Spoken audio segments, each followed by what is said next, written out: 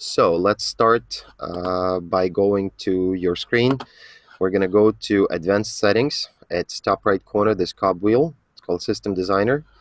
So when we go to System Designer, we scroll all the way down to Workplace Setup. And in the Workplace Setup, we can configure a new workplace. We're going to call it Training. So when you go to Workplace Setup, create New Workplace, and call it whatever you want to call it.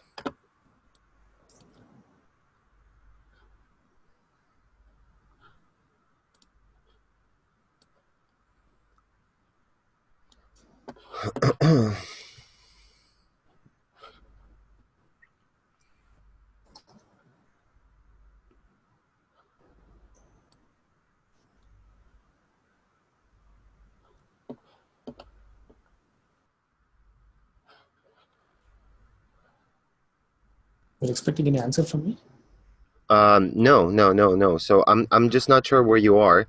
So I just want to make sure that we are at the same place, that you have something to play along, like an expense report that we're doing here. So I just don't know where you stand. If you want, you can share your screen. And Just a second. okay, no problem.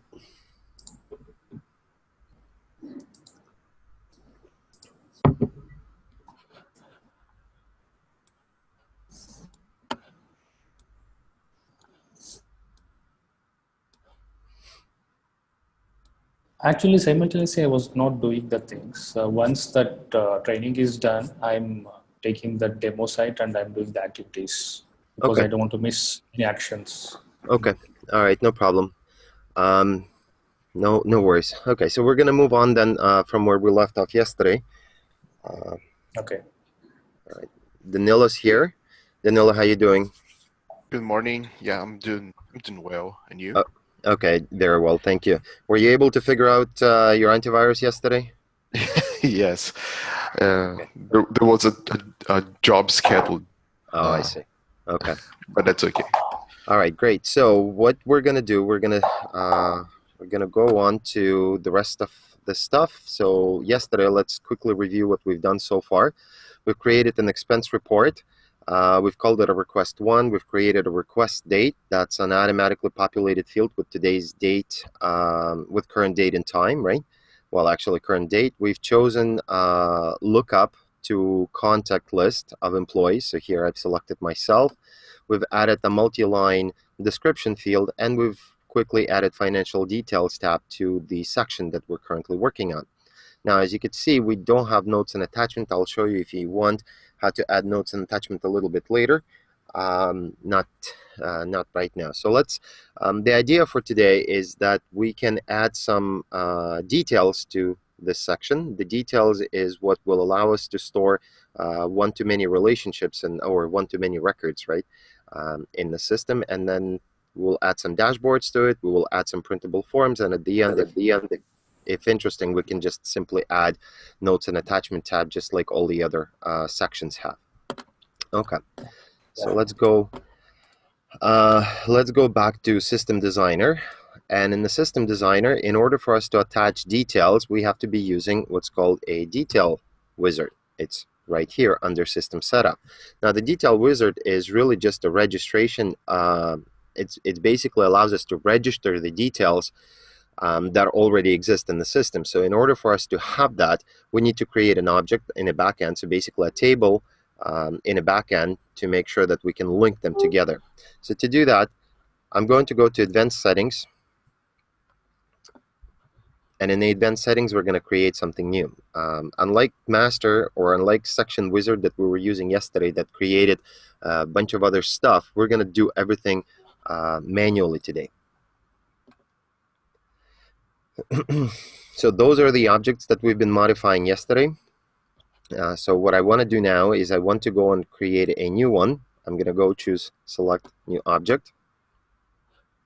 And here we're going to go and call it ACDM financial details. Now we're going to call it financial details. It's going to be stored in the package Academy, and in the parent object we have to inherit it from somewhere. So that somewhere is going to be base object. Now the base object really has nothing in it. It doesn't have any events. You can inspect some of the properties by going to the event settings and choosing all. Just click on the table, choose all, save that once.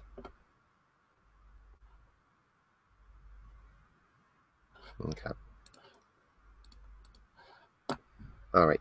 So what we have here is we have basic description of what we seen yesterday. So unlike the other object, we have absolutely no displayed value. So it's a blank. So the detail is not going to pull anything on its own.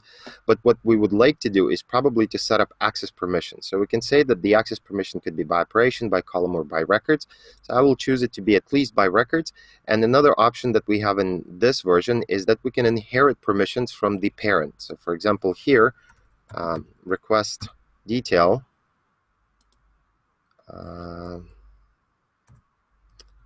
ACDM. Let me find what we called it yesterday. Or is it, was it expense? Okay, maybe I need to save it first.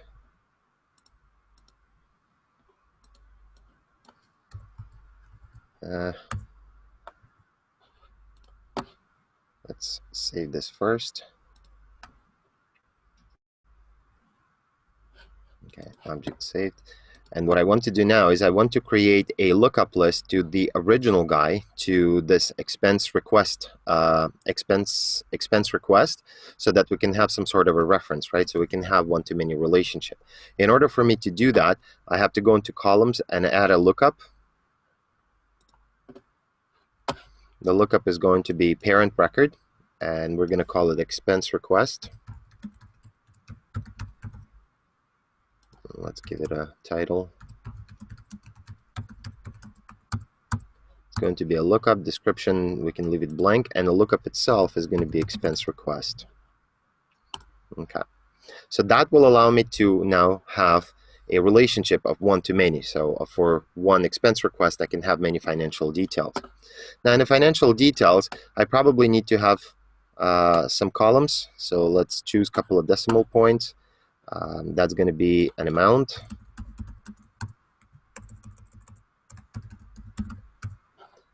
Let's add another one. Let it be a date. So expense date, or line date. Line date.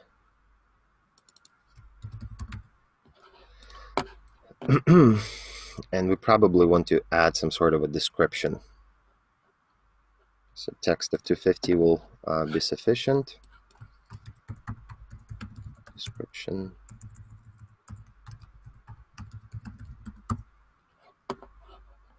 Okay. All right.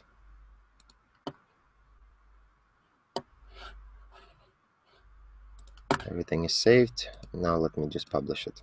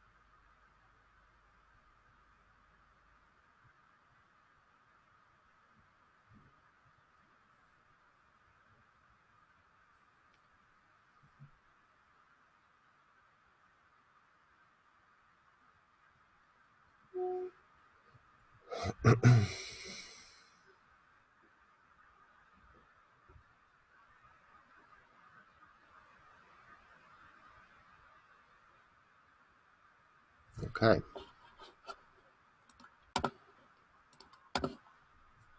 So everything is saved. Now what I wanted to do in this particular field is I wanted to pull the object from which we will inherit the permission. So now after I published it for the first time, this expense request is now available. So that means that we don't have to set up detail permission separately from the parent, and we can simply inherit. Whatever's in the parent is going to be available in the detail.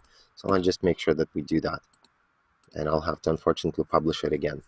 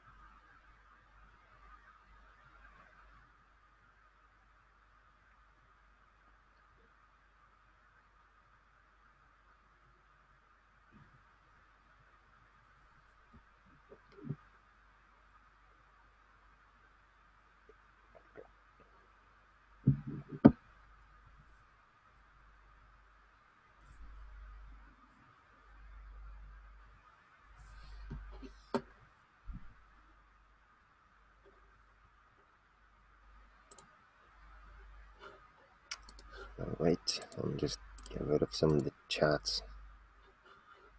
All right, fantastic. So everything is done here on this end. So what we can do now is we can go into the system designer and register the detail, or register the object that we just created as a detail. Well, let's go to Detail Wizard.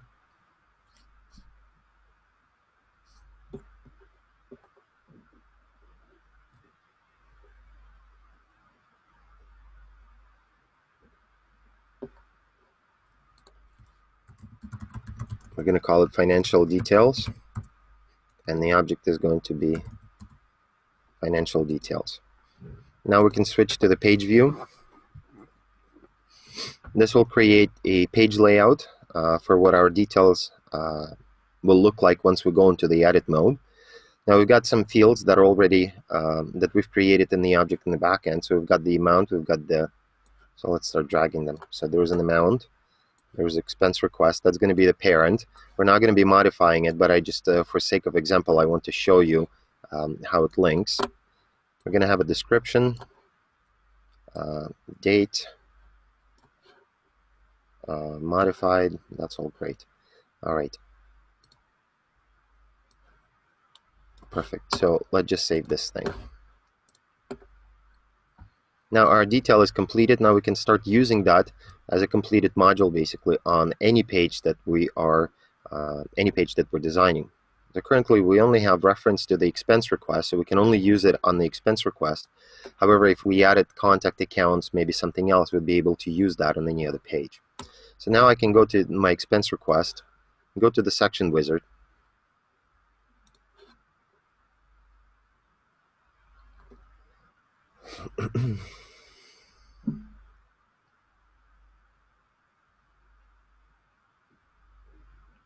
flip to the page, and in the page, in the financial details, instead of creating a new field group just to populate one-to-one fields, I'm going to create a new detail. The detail is going to be financial detail. Now this name is coming from where we just registered. Now that internally, that refers to an object financial ACDM financial details internally, but that's just basically how it goes. So here we put the title of the detail that we registered with the UI. Now we've got two fields to select, so the detail column and the object column. The object column is going to be the ID, and the detail column is going to be the expense request. So that will allow us to put a key, basically the UID of the record, in both places, and that will assure that we have referential integrity. I'll just save this.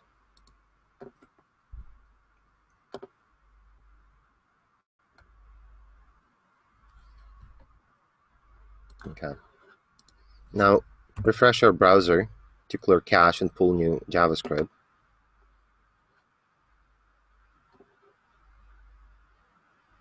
Let's come back into expense request.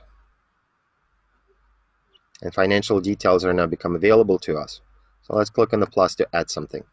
I'm going to put $100. Let's say that it was spent yesterday. And let's say that it was travel. And there's my first detail. Does that make sense? Any questions on this? No. Okay, great. No, that's fine. Yeah. Okay, great. What we can do here is the expense request itself, it provides us a hyperlink.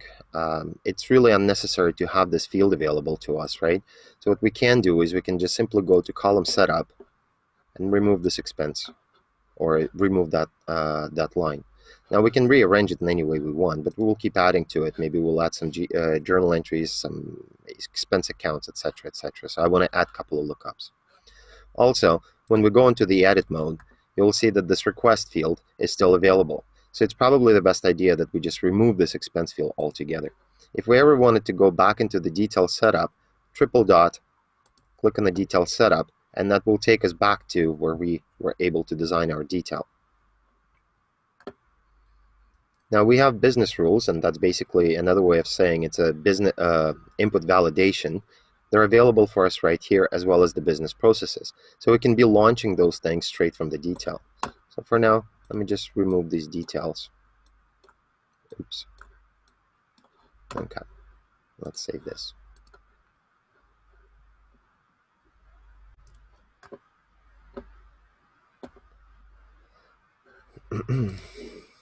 Everything is saved. Oops. Any mistake.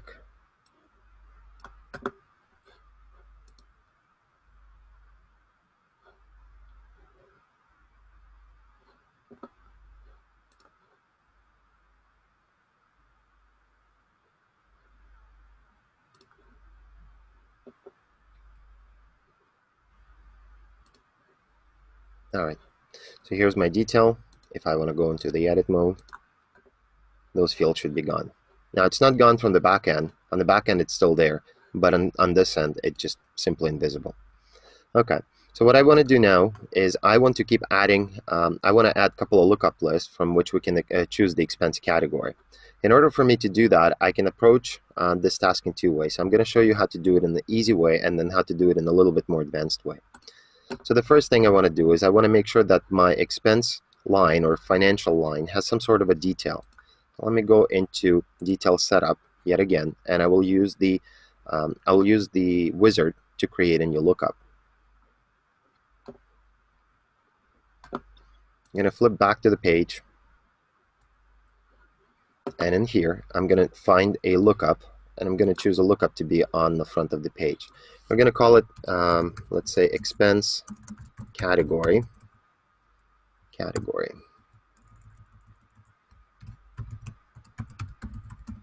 And it's going to be a new lookup. We're going to copy the name.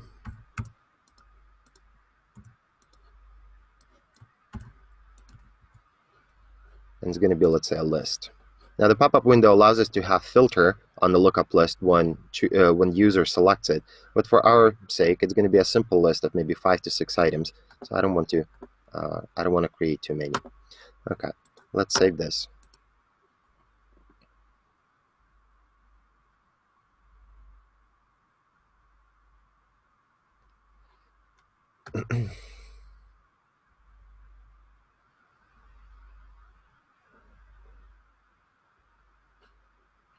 Changes are made. Now let's go in the back and take a look what happened here. Let me refresh this. You'll see that, first of all, we've added the detail page. So this page, this schema represents the layout on the page when we open the detail in the edit mode. Also here, let's find it. There's going to be a lookup here. There's a lookup category. You can see that it's a lookup because we're inheriting from a base lookup. We can do it all by hand, but Master is doing a pretty good job at creating objects and registering them on their own. So what ended up happening when we added this expense request, let me just refresh the page and I'll show you.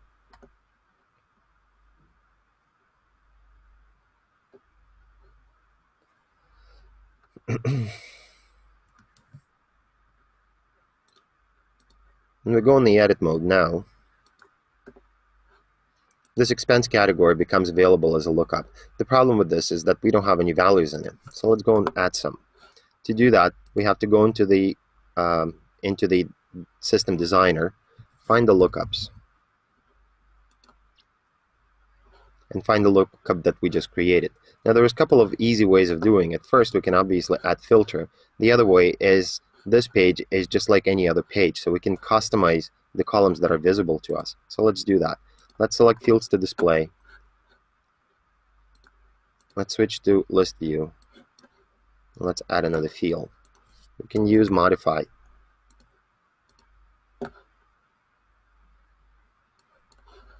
Let's save that. Now we can sort by the date that it was modified, and it's nice and easy. Okay, so in order for us to continue, I would like to keep all my lookups in the same place. So I'm going to create a new folder. It's going to be a static folder. We're going to call it training. Now let me switch back to this.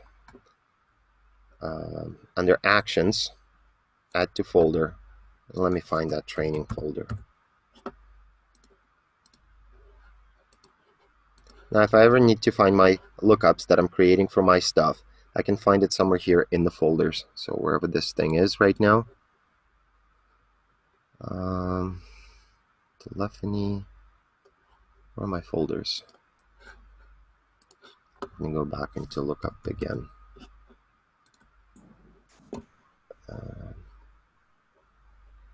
It's there, training. So here's my expense category.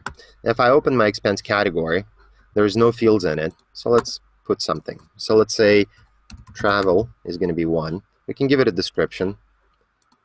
Let's say meals and entertainment. Let's create something else. Let's call it other. Okay. So that's going to be an expense report. So what we can do now, when we go to our expense report object, we go into the edit mode. Now those lookups are available to us, so we can just simply start selecting them. So the second thing that I want to do is I want to make sure that I have another one that goes from the expense category to perhaps expense type or journal entry or general ledger or something like this. And this is going to be an opportunity for us to create a lookup list by hand. So in order for us to do that, we're going to come back here and we're going to create a new object to store values of that previous lookup. So let's create an object. We're going to call it expense type. Let's call it ACDM expense type. expense type. I think the other one we called exp. Parent object is going to be base lookup. Base lookup is the one that has properties pre-selected for us, so it's nice and easy. By default, when we select base lookup, we only get two columns, name and the description. Let me actually switch to something here. Show me all properties. And then in this field, under settings, if we want to see system columns and other columns, just make sure that these two checkboxes are selected. It's found in the settings button. What this will do is it will show me all the columns, including the ID created on modified process listeners. So those are the basic ones. Now what I want to do is I want to add another lookup to reference the first one. And that's something that I cannot do with my master or with the wizard. So I'm going to select columns and add another column of a type lookup. This lookup is going to be expense, category. ACDM, EXP category. Category is going to be a lookup, and the lookup is going to be to expense category. Okay, let's save this.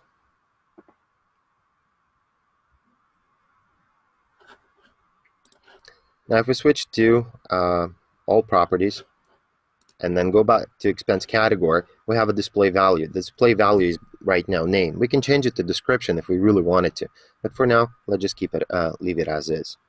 All it's left to do is just to publish it.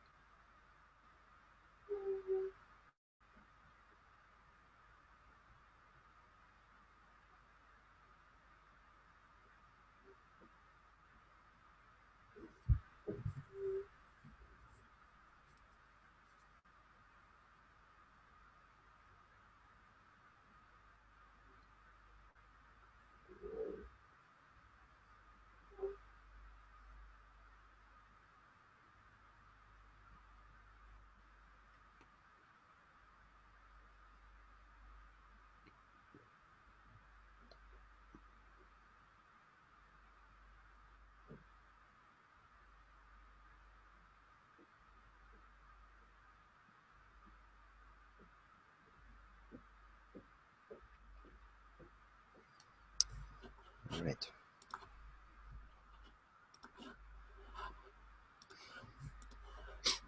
Now on this end, I need to go and register that object that we just created as a lookup. To do that, we're going to go to lookups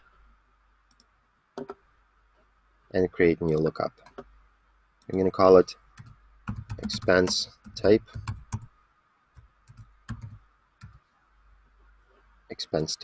list page, leave it by default, and then the description, if we wanted to, we could do that. Now expense type, I also want to add it to my folder. Add to folder, training. Okay. Now what I want to do is I want to populate it with some types. Now the reason we've created fortunately the first time we registered by hand, it doesn't open it, so we just have to refresh the page. It's a known bug. I think it's going to be fixed in the next version. First time you open that lookup, for some reason it's not opening up. Okay.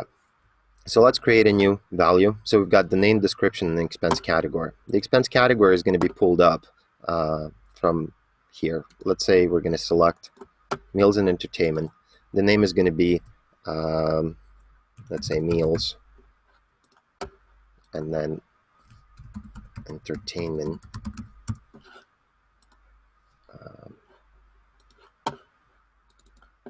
Okay. Let's create another one for travel. We can use something like car rental. Another one, airfare, also travel. And then I think we have another one for something other. I just call it miscellaneous. Okay, that's good enough for our examples. Now we've got expense category, expense type. Let's go back to our expense request. Go to the request and edit this page to include those two lookups on the front of the page. Let's go back to the detail setup. Now we're going to flip to the page.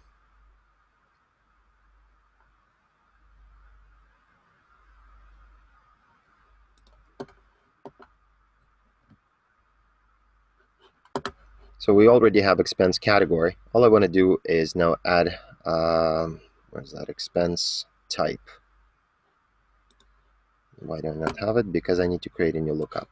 So we're going to do new lookup, expense type, expense type. It's going to be an existing lookup.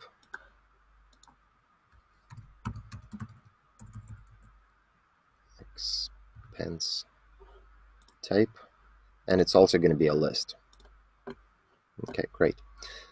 When this is done, we'll be able to choose the category and the type on the detail itself. We're going to test this right now, and then we're going to go into business rules and create some sort of a data validation for it.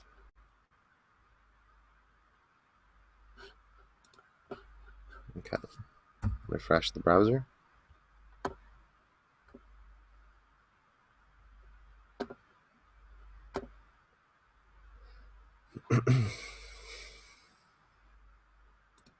Let me adjust the columns the way they look.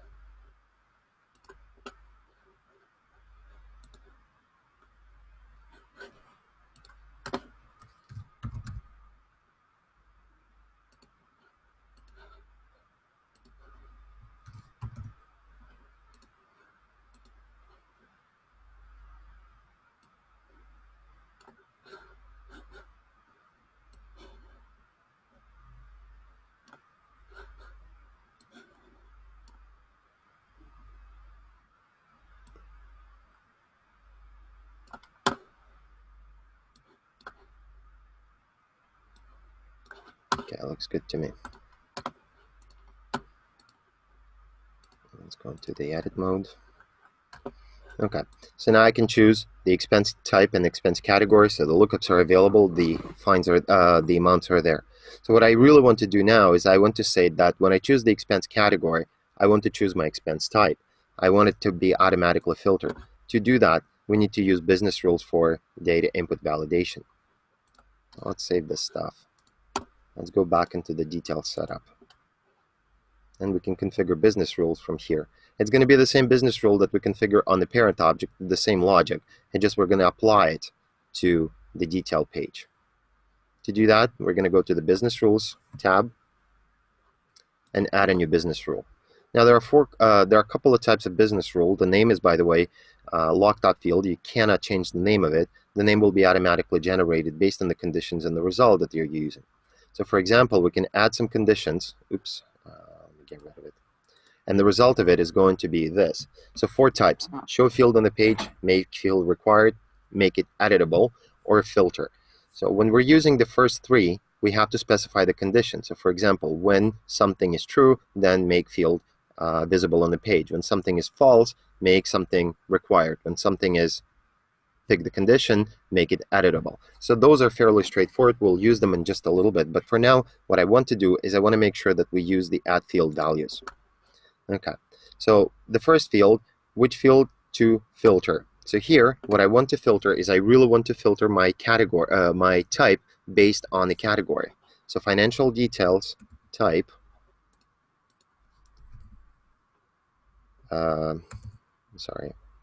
financial details, and then expense type, category, where's my category, equals expense category. Category. That should do it for me. Hopefully it's not backwards. So let's save this.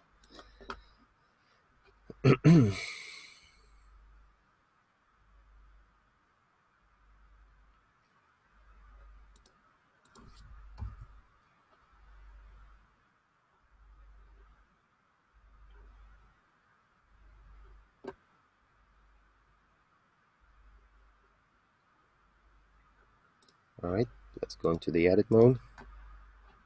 Financial details, and there are my categories related only to the expense category. Make sense? Any questions on this, guys? Not exactly. Okay, No, that's fine. Okay, so let's choose that it's meals. Change it restaurant. So let's do a couple of other validation fields. What I want to do is I want to make something required. Let's go back into let's go back into the detail setup.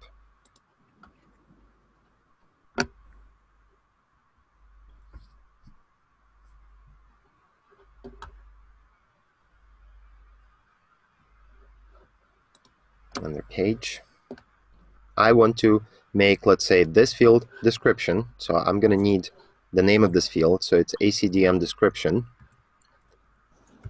And it's going to be a required field once the amount exceeds a certain amount. So let's go to business rules and create that rule. Let's add a new one.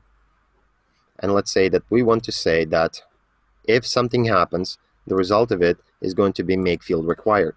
When making field required, we're going to be using ACDM description, or our description field, as a required. And now here, we're going to choose which column we build our condition. So it's going to be an amount. So if the amount is greater than, let's say, $50, then the description is going to be required. Let's save it, save it.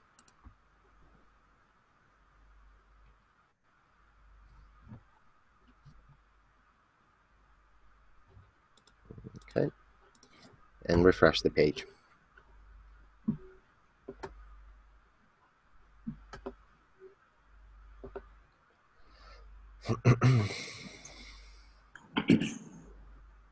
Now when we go into our edit mode, what we will see is that the description is depicted with the red asterisk, right? You could see that. Red asterisk means that it's a required field. If we were to change it to $40, that requirement is gone. So the validation is working as advertised, right? So we can save it as $40, but then if we're going to go and add another amount, let's say $51, the description is immediately there, and I can't save it without providing the value. So let's choose other, miscellaneous, other, and the date, let it be here. Okay, so now we've got one too many records. It is probably a good idea to make the detail or to make the date also required, but that's up to you how you design this thing. Now the next thing I want to do is I want to make sure that I can sum up this number somehow, and I'm going to display it in this field. So somewhere here I want to show some sort of a sum. Now normally these two objects are completely separate, so in order for us to speak programmatically or programmatically from one object to another, you're going to learn it in the development how to send messages through Sandbox. But for now, I'm going to show you a quick and easy way. So in order for us to use that, we're going to go into Setup section, Open Page Designer. Oops.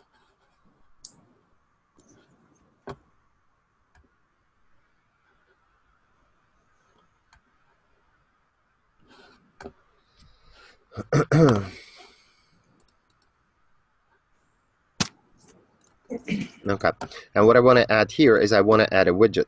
The widget is going to be just a simple metric.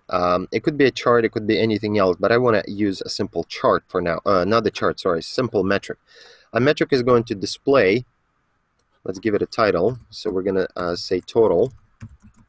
It's going to count the object, so it's going to be request financial line, financial detail object that we're going to be using. Instead of account, we're going to use sum, and we're going to associate this thing with the expense request. So here's the association, right? So it's telling us that we've got a sum, and now all we have to do is choose what is it that we're summing. It's only going to pick the numerical value, so active process listener is an integer value. It's not what we want to sum. ID is also not what we want to sum, but the amount works.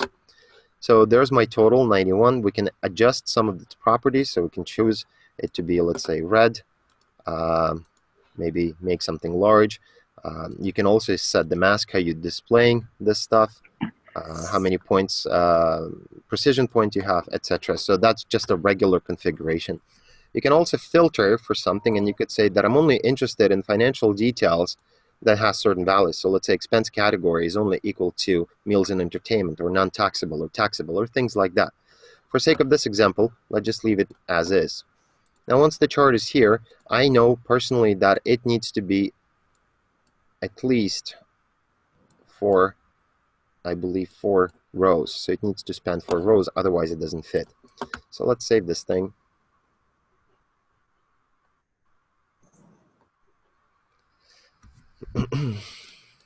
Okay, and refresh our page.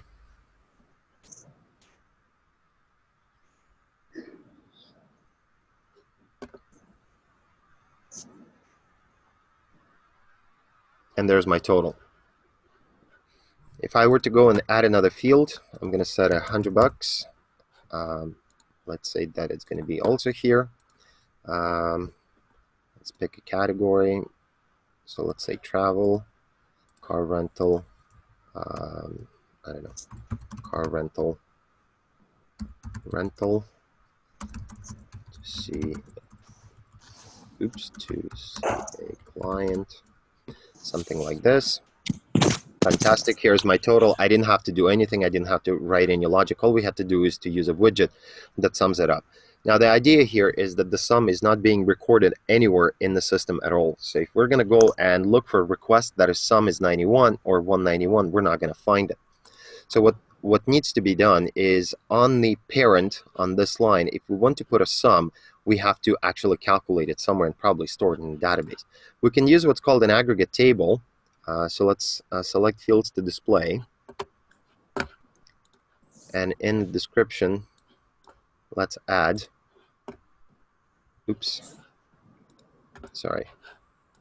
let's use a summary.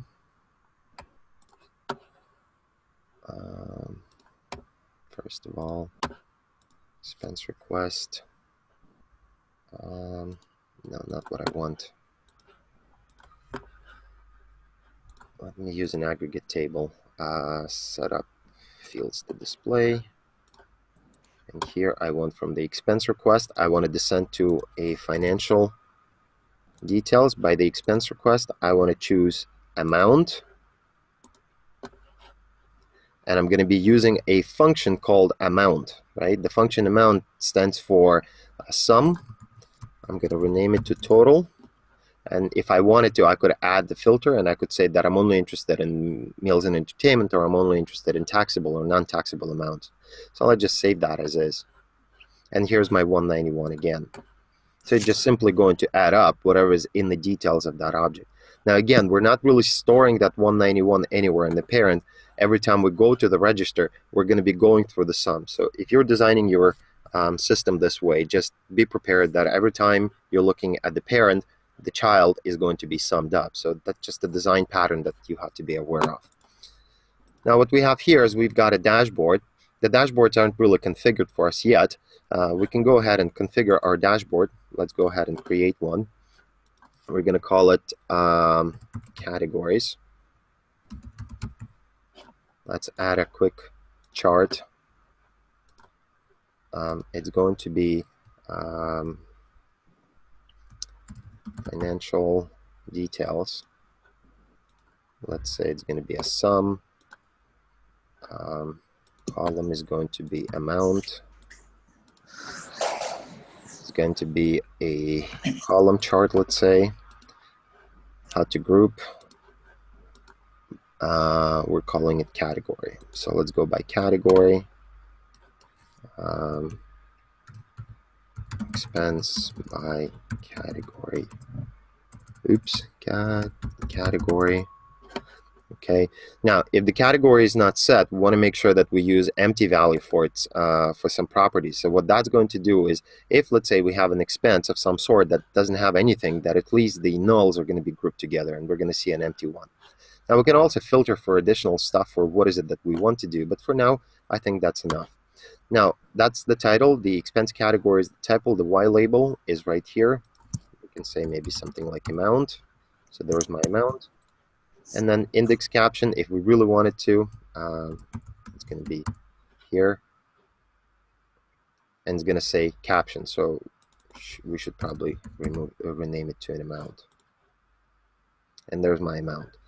Okay, so let's save this thing. Let's make it a little bit bigger. Oops.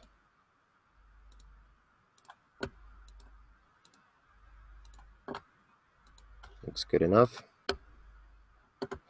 There's my expense category broken down. Now it's not really filtering for a specific record because I am in the list, so as I keep adding more stuff to it. So let's create a request number 2. Request 2. Employee is going to be still me. I'm going to call it request 2. And financial details. Let's add $1,000 just so it stands out. And let's do other miscellany, and the date is going to be, let's say, yesterday. Did I not save the amount? Okay, there's my $1,000. Everything seemed to be fine on this end. Let's go into the dashboard, and there's my other $1,000, right? So this dashboard really shows me all the details summed up. So if we wanted to add maybe additional filters by owner or by the person creating or by employee, then we have to go in and configure some of the filters. It's a fairly straightforward thing to do. Okay, so that's the expense report.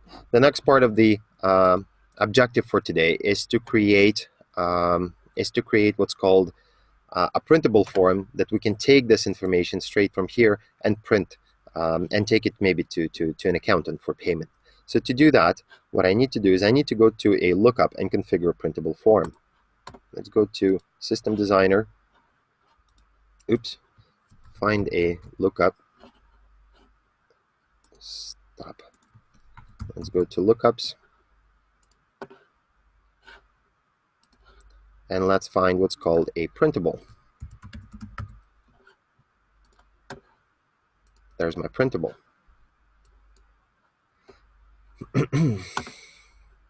Here I'm going to create a new printable. There is 2 types of printable forms that I can create. I can create it in the Microsoft Word format, or I can create it in the DevExpress.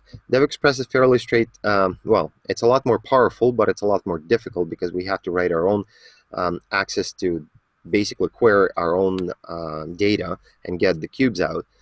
If we're using Microsoft Word, it's going to be drag and drop. So for now, let's just stick with Microsoft Word. It's going to be a fairly straightforward thing for us to do. We're going to use it, expense request, and the section is going to be the one that it's going to show up in. It's going to be an expense request. Now, every time we're going to be running a printable form, it's going to be for a specific record. So we're going to be passing an ID into it. So you can't really design a report that's going to be running on the expense report on the entire list in the expense report right here. It's going to be specific to either this record, or whatever record is selected. Let me close this, we don't need any of this. All right, so now we have a couple of options here. Show in the section, show in the card, and convert to PDF. If I choose show in section, I will see a print button right here. If I choose show in card, and when I open it, there's going to be a print button right here. So for now, let me just choose both, and I want it to be in a PDF format. Now let's set up a list of fields that are going to be visible. By default, we're getting expense request. So what I really want from my expense request is I want probably these fields. So the expense request, the request date, the employee, and the description. So let's go and do that. Request date, description, employee, and the name of the request itself. All right, great. I also want to probably add another table to this report that will report me on the details that are attached here. To do that, I have to switch to table of printable, and add a table. I'm going to create new and select the table. It's going to be financial detail table. And the system is pretty smart right now. It knows that it can only be related by ID to the expense request. That's how we've related the details in the section wizard. So there is a little bit of a help.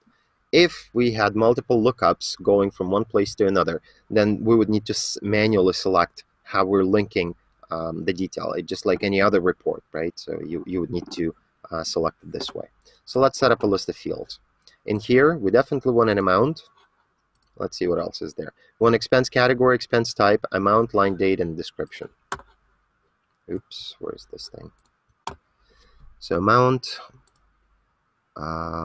category, type, date, and a description.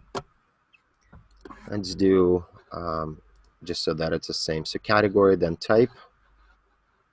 Come on. So we do category, then type,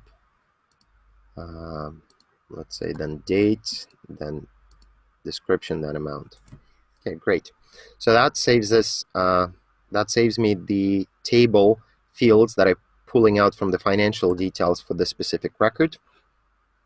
And now, the only other thing that I want to do is I want to probably introduce some sort of a sum.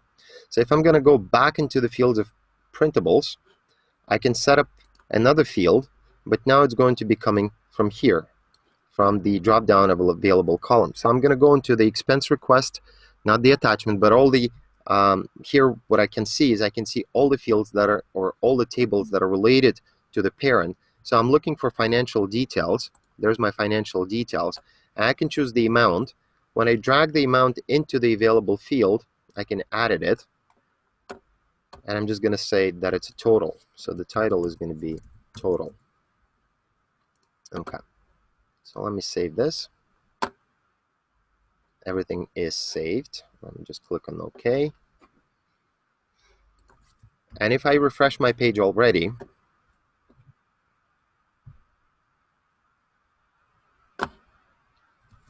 I'm going to start seeing the printable button. That's my expense report. Let me close this. Here I also see my print button, right? The only problem right now is that I have not designed a template to actually put anything on the page. So what I need to do is I need to open my Word and design the layout. Now, do you guys know how to install the plugin? I don't. Okay. To install the plugin, the easiest way is to go to Academy website, and in the search, type in MS. Oops. What's going on? Word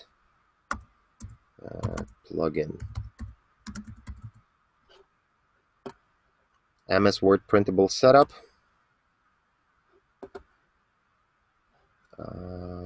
Installing BPM Online plugin. And there is a description. So first thing you need to do is you need to figure out what version of Microsoft Word you have. It's not the version of the OS, it's version of Word. For example, in my case, I am using 64-bit system, but I have 32, no, where is that about? Info? Info. Or account, okay, about Word. So I'm using 32-bit Word. You see, like right here it says 32-bit Word, but my system is actually a 64-bit system. So I have to make sure that the plugin matches the Microsoft Word operation, Microsoft Word bit, not the OS. Once I download the appropriate one, there's going to be a template. Let me see if I have it downloaded. BPM. No, I don't have this thing configured. Let's download 32-bit. It shouldn't be too long.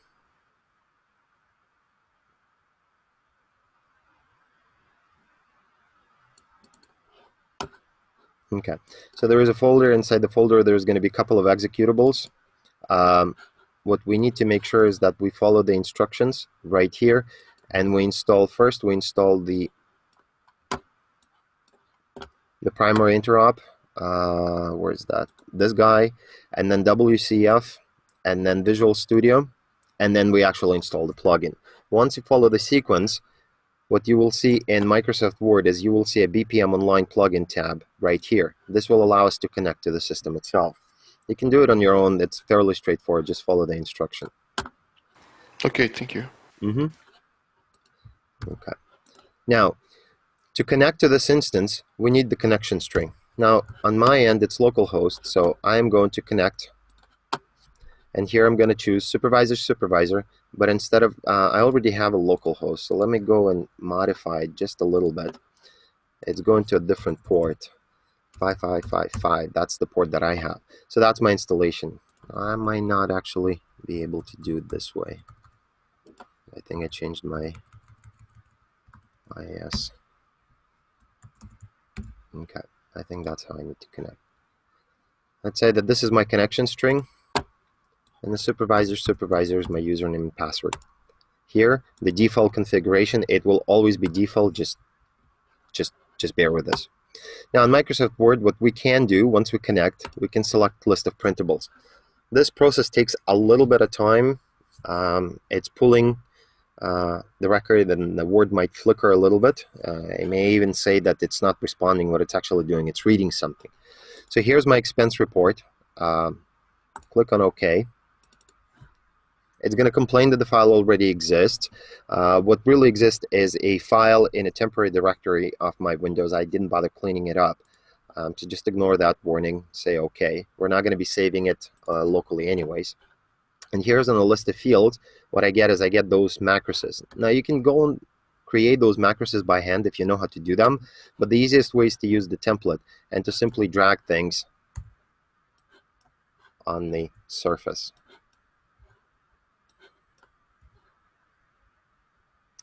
Now, this financial detail, that's really a table, right? So let me go ahead and drag that on the face.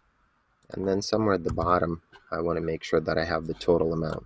Now, the total amount probably needs to be somewhere here. So let me go 1, 2, 3, 4, 5. Insert table 2, 3, 4, 5. I'm not really good with Word, so I'm just going to do what I know. Description amount, so I'm going to drop amount here and just put it, put it this way, put this thing on this way, and then let's just do something, layout, no, design of some sort. Okay, good enough. All right, so let's just use this design. Let's assume that this is enough for us. Now, if we wanted to modify something, all we have to do, because the macros is going to be replaced at the time of printing, so let's do request name, request date, request this or description, and submit it. Employee. Now if I select and I highlight something in bold, I make something italic, I underline something, it will respect whatever the formatting options I choose. Even if I insert some sort of a header, if I insert a footer, it's still going to request those parameters. So let's just, for sake of demonstration, let's go ahead and insert some header. I don't know. Here's a blank one. We're going to call it expense request. Expense request. Let's make it a little, oops. I keep forgetting the column keys. Okay. Okay, so let's say that this is what I wanted to use. Now, if I'm going to save this thing, I have to save it into BPM Online. So save in BPM Online, when you press this button, it will save it to BPM Online. Now, I've lately have been having problems with my template saving into my instance of BPM Online. So what I'm going to do to make sure that it works, I'm going to also save it as, and I'm going to throw it on the desktop somewhere. I'm going to call it expense request on a desktop, and then I'm going to manually upload it if it doesn't work. At this point, my expense request, if it's submitted, then I should be able to go to simply print, hit expense report, and it would have printed. Now in my case, again, like I'm getting some sort of an error. So what I need to do is I need to go and manually upload my file. That's the problem with my template.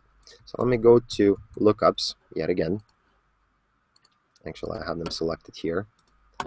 And in the lookups, on this expense request, I can go into download a template, but my template,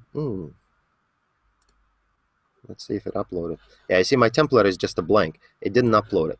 So what I need to do is I need to actually upload this expense request. So I'm going to go into edit mode, and I'm going to upload a template, and the template is going to be from desktop, this expense request. And now I can save this. All right. So now let's go back here. I'll refresh the site just in case for good measure. And what I want to do is I want to go into print and print my expense report. Now we've got a template. Hopefully it will work. First time it does it, it takes a little longer. So here's my expense PDF. It's been downloaded. And there's my expense report. Fantastic. Let's go into the first one and see how the details actually show up when we have more than one. There's another expense request.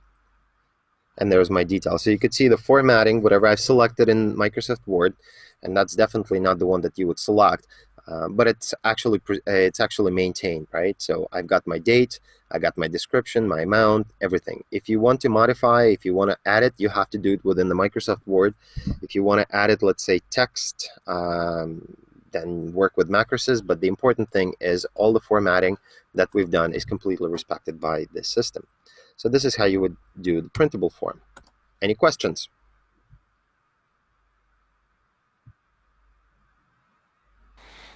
No, I'm fine. Okay, great. So now, last couple of things. We're going really fast today. Let me close this expense report. I don't want it anymore. What we want to do now is I want to go into advanced settings, and I want to see if I can configure some sort of a permission for my object. So let's scroll down to the advanced settings.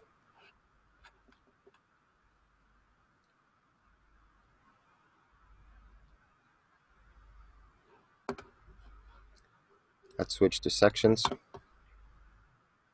And let's find our expense request. So you can see that the expense request is allowed to be managed by records only. We haven't activated managed by columns. We haven't activated managed by operations. So if we're creating everything by records, that means that the only rule that we can set that will apply is this default permission. So let's create it that all employees, so let's say employees, I think we had Boston, right? Boston, visible by Boston.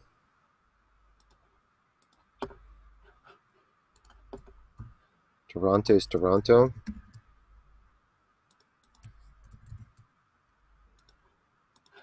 And then accounting sees it all.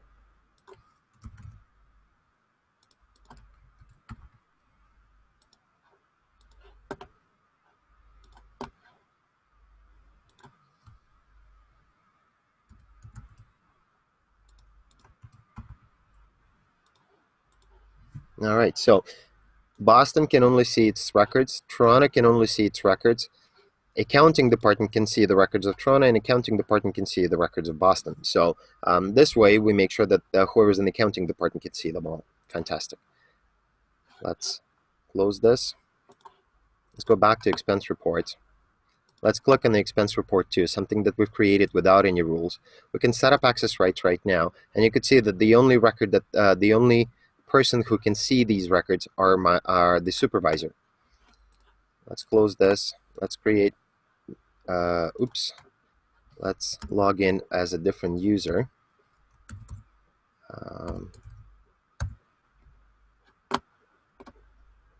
So let's log in somebody from Toronto.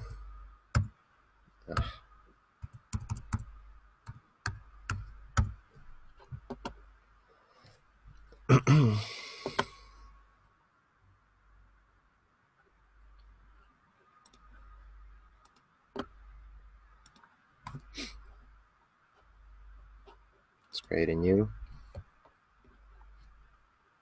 I'm going to choose myself as the employee. Toronto request. Let it be today. Toronto request. Let's save it. That's enough for us.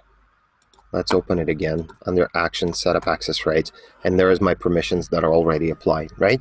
So by creating this object, we are completely, basically, we're using the entire infrastructure that is available from BPM Online. We don't really have to worry about permissions. Everything just works. Another advantage of using and creating objects this way is that we immediately have access to this object through APIs, through OData. So we can start reading and using this object from the outside right away. We don't have to program anything. It's just available for us. So everything is done on this end. The Boston is obviously going to work in exactly the same way. And on the dashboard, what you will see is that you are only going to see records that you have access to. So you're only seeing some of this Toronto request. So you're not seeing the whole thing. So let me go ahead and add some amount, and just to demonstrate what I'm saying. So let's put something for $500 just so that it stands out. Today, description is going to be Toronto request. It's going to be meals and entertainment. Let's select entertainment. Let's save this. And now if I'm closing it and switching to my dashboard, the only thing that I'm seeing is one category. Now that's not entirely true because we know that we have at least a couple of other expense reports. Let me just refresh this. And if I'm going to go and switch to the dashboard under supervisor, I'm going to see them all, right? And you could see that this 500 was added.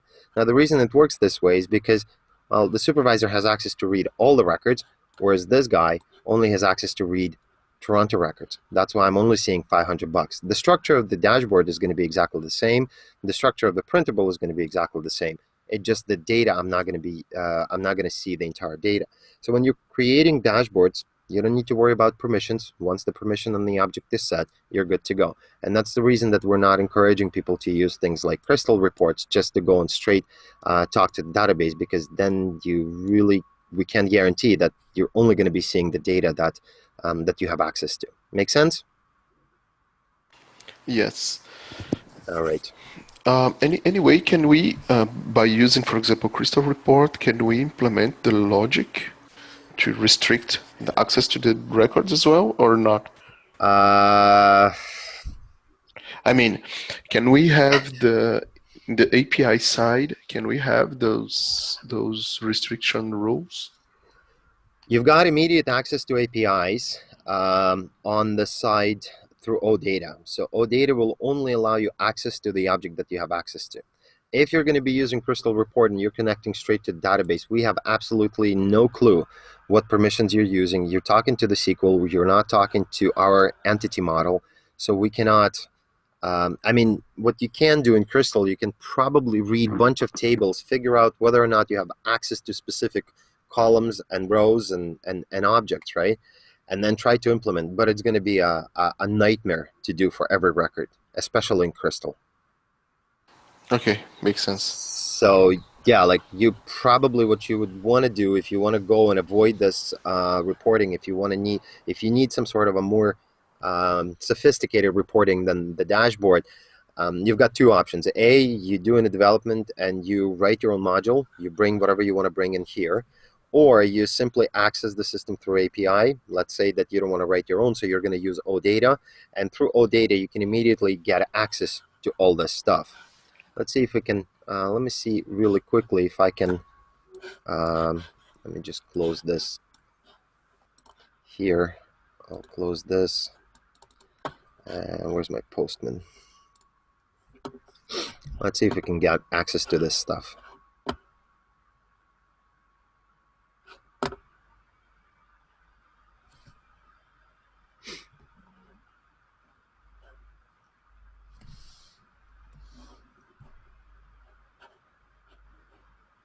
Where did it go?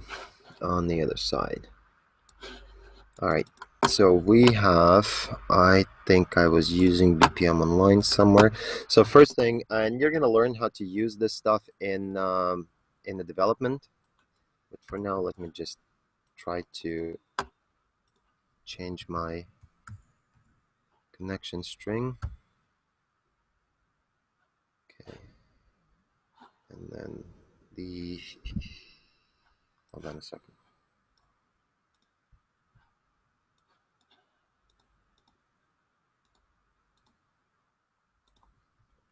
Just don't want to show my password.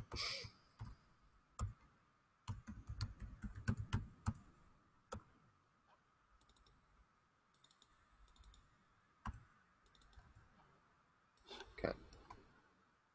So let's see if it works for me. Okay, great. So I can get access to everything.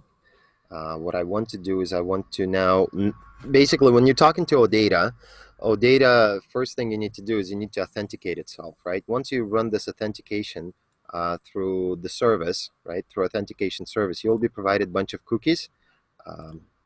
Basically, there's a cookie 1, there's a second one, third one, and there's another one. So there's 4 cookies that you need, right? We're going to save that in the header, and then basically the rest of the stuff we're going to be using with those cookies in mind. So if you're using it programmatically, you just basically open up a cookie container, collect everything that you get from authentication, and then include it in your next request. Now, what I want to do now is I want to go into a new service, and I am going to be using, oops, I believe it's called ACDM expense request. Let's get rid of the filters. Let's see if we can send some data. ACDM, what did we call it? Hold on a second.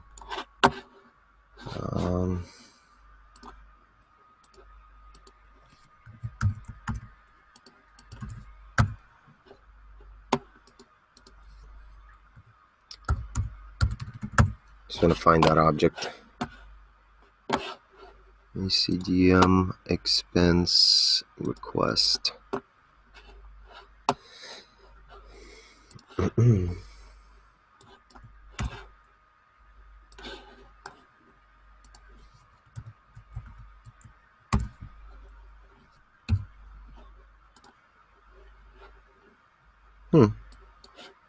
Why did I not?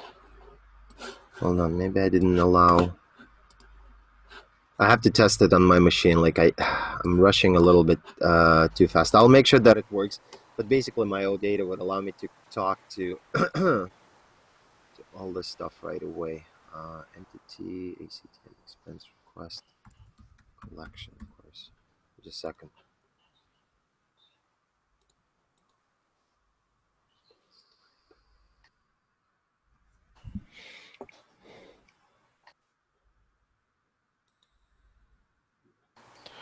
Okay, I'll get to it in a minute. I'll make sure that I'll show you that.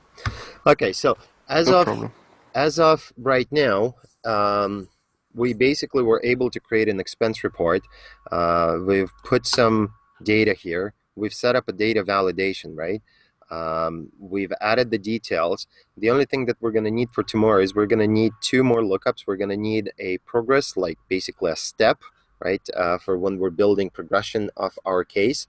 So we're going to have some sort of a stage here, and we're going to have another type that we're going to be launching the case by. So we already have like an expense category. So what we can do is, let's say we're going to build 2 lookup lists really quickly right now, and we're going to call them the expense or let's say request type and the request stage. I will need that for tomorrow. So let's go ahead and do that. We're going to go and open section wizard.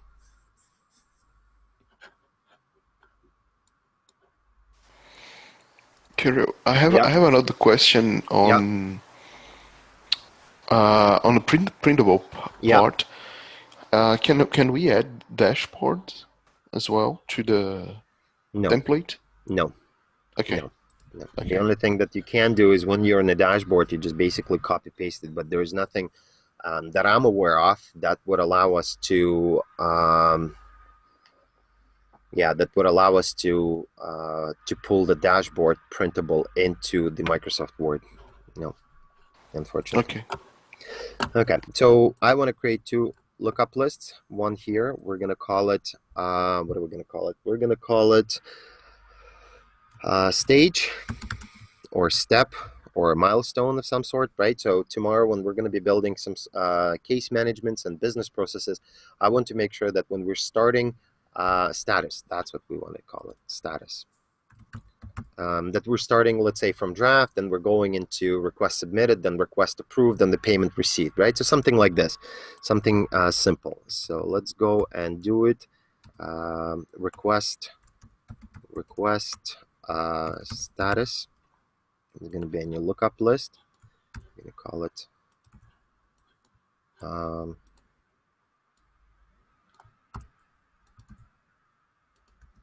oops. It's going to be a list, and then the request type, I will need that as well. So I'm going to create another one. I'm going to call it request type.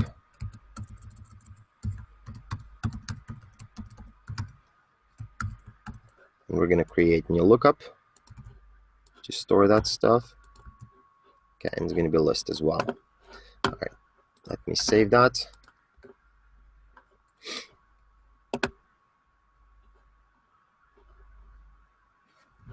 Now the request types are going to be two simple types. We're going to create them for payment, not for payment, let's say. We're going to pretend that we're going to be reporting something that needs to be reimbursed and something that doesn't need to be reimbursed.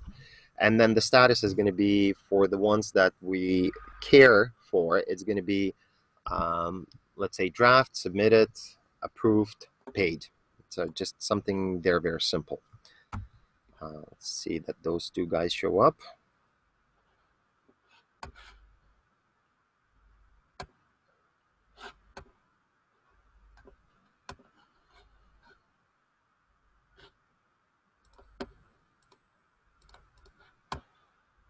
Okay, and they showed up. So what I want to do is I want to go ahead and populate some of the values there really quickly. Under lookups, let's go into all fields, sort them. So event, why am I in events? Request type, I want to add it to folder training. And then request status, I also want to add it to my training folder. All right, let's go back to my training. Okay, so request type for payment, not for payment. Oops. Not for payment. And then under request status, let's create draft, submit it,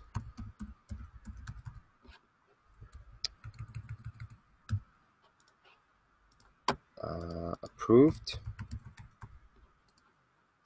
and paid. Okay, so that's all I want to do. The next thing is I want to go ahead and modify my object so that when I'm creating my expense report, and look, when I'm creating my expense report, nothing is really picking up. So what I want to make sure is that I select at least the status to be in a draft. So to do that, I'm going to be using those new, let's go to zero dev. We're going to be using those default initializations, expense request. Let's go to the object and set the application behavior on the default value of a column. Request status, so it's going to be behavior application, and we're going to choose constant, and it's going to be in a draft. So everything will be starting from a draft, and we're not going to be selecting anything for the type because the type probably needs to be selected by a user. Let's publish this. So the type probably needs to be selected by a user, not by us. We can't really predict what it's going to be.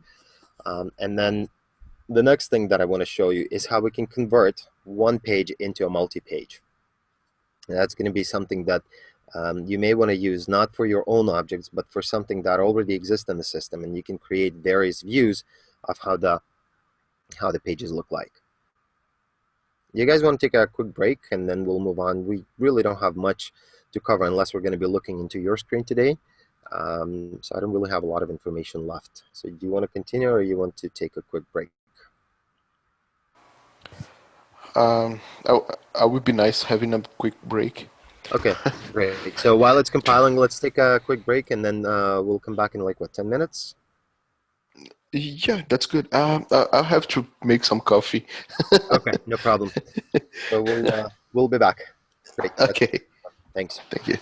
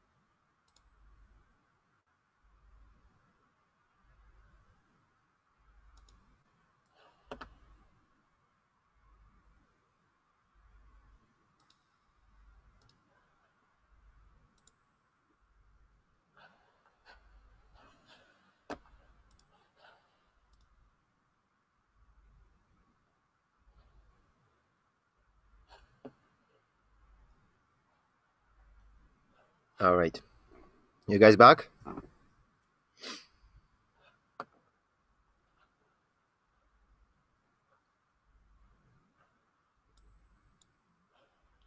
So one.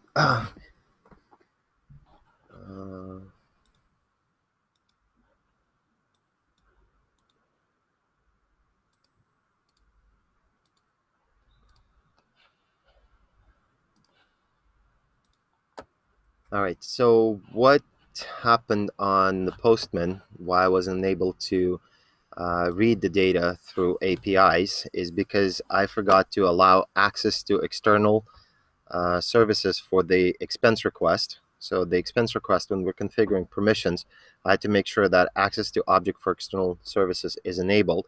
So I just added all employees group, and let's go. Let's look at the Postman.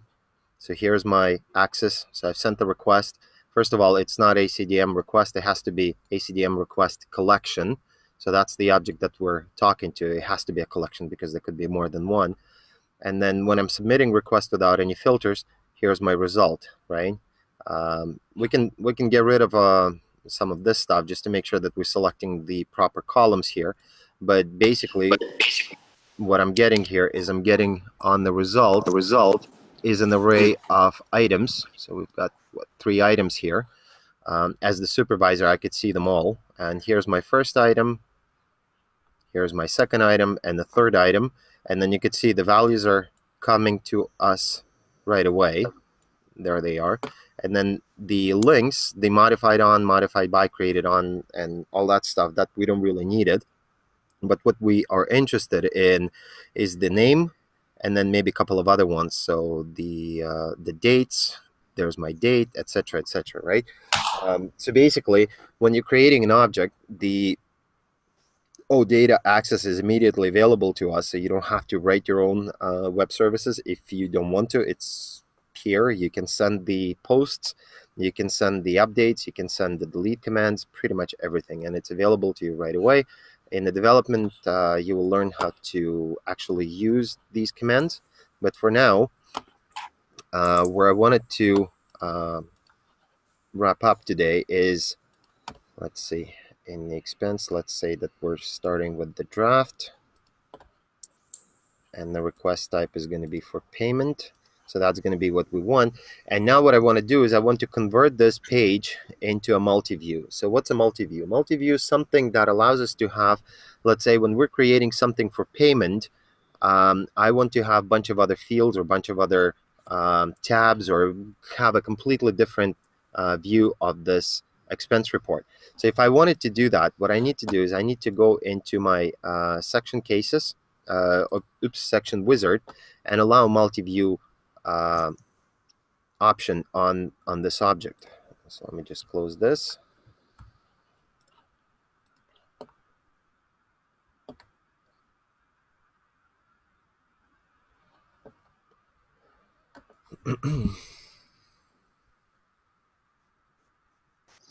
Okay. Hello. Yep. Hey, Kirill, actually, I'm lost for some time. Okay. Where did we lose you? I was asking a plugin which you showed us. Yes. What plugin? I was not getting that plugin. Actually, if you could share that name, what is that exactly? So, Word.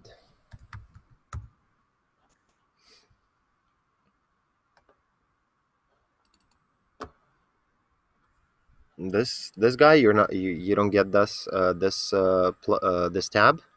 Not this one, the plugin. Now we want to install that one, right? Oh yeah. So the name, I'm not getting that.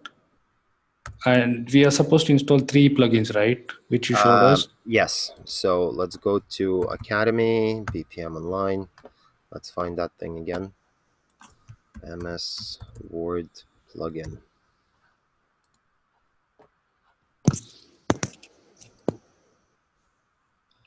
Okay. So you've downloaded the right version.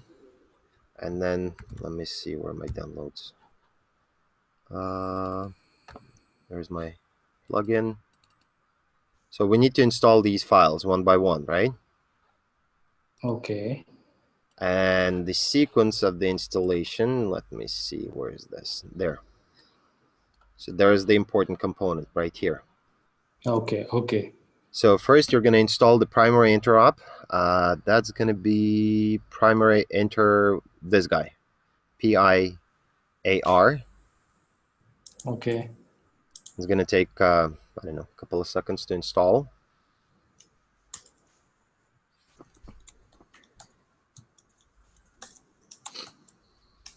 Okay. And then basically one by one, and then the last one is going to be this MSI that that you want to push across, right? Okay. Got it now. Okay, great. Thanks. All right. Okay, so what did I want to do? Okay, yes, so section and multi-views. So let's take a look at what the representation of our page right now. So you could see that we have expense request page 1. That's going to be the page that pretty much all the JavaScript is in, right? So that's the representation of our page, like how we laid out the details. Here's a couple of modules. So the module is going to be that widget that we've attached. The detail is the financial detail that we've attached. Here's a connection by ID to the request. So that's how we've attached it. And now what I want to do is I want to simply, I'll copy this page. I'll keep it in my notepad. Just for now, I'll keep it on the other side. And what I want to do is I want to enable multi-page view. So in the section wizard, we can do a multi-page view. So let's enable this, and let's say that it's going to be by request type. That's why we created the request type. So let's say that the request type is this, and then we're going to have for payment 1, and for not for payment, that's going to be the second page. Now the page 1 for payment is going to take whatever the code that we gave it. So there it is. However, if not for payment, it's going to be a blank page. So let's just save this thing. And let's see what that does.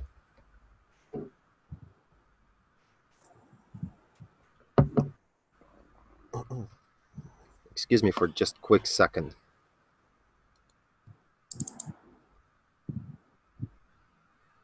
Okay.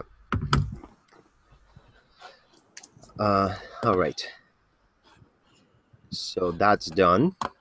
Now, what I want to see now is we've got page 1, schema detail, and page 2. So you see, like we had page 1 and page before we had page 1, right? And that's going to be for payment, and this is page 2. That's going to be not for payment. We just created them. So when we're going to come back into expense request on this side, what's going to happen?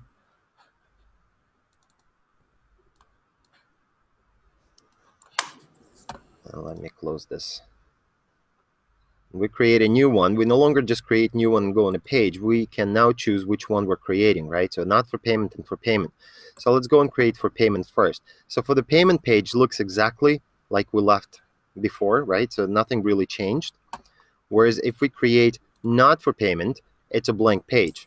Now the reason it's a blank page is because when we've created the new one, inside the model, we have absolutely nothing here. So what I can do, just to kind of simplify the process, is let me find my notepad. Where are you, notepad? Okay. So I can grab everything from this notepad, and then basically paste it right here. The only thing is I have to make sure that the name of the page that I had here, you see, like I had a request page 1, everything sits in the request page 1, and here the only difference is the request page 2. So if I'm just going to grab everything from line 2, going down,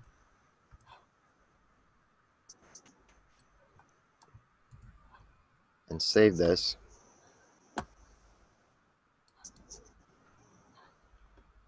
Okay, everything should have saved already.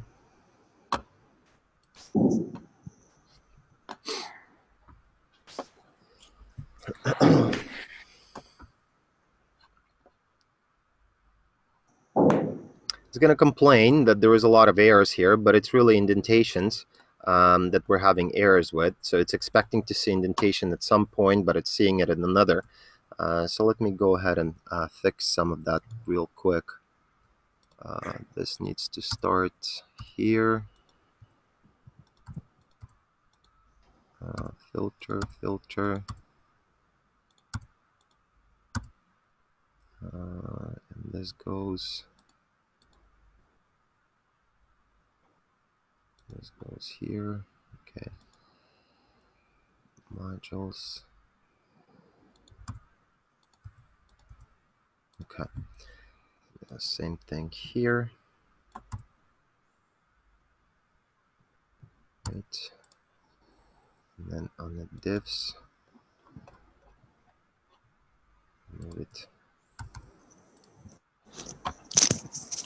These are two technical stuffs, right, Gil? Yeah. It's a little more technical than it needs to be. But all I'm just trying to show you is that we copy paste. We're not writing any code. Everything stays the same. We can fix all that stuff a little bit later, like some of this validation. Like it just basically indentation, right? Expected indentation at 4, but found at 5. So we don't really need to worry about it. But what's going to happen now is when I refresh my page,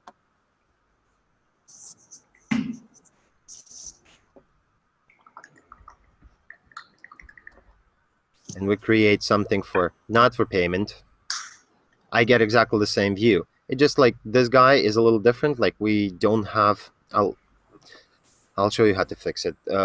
Basically, I left it for now just so we see the difference. So here's a new record, not for payment. The request type is automatically selected. We just have to fix this financial detail tab.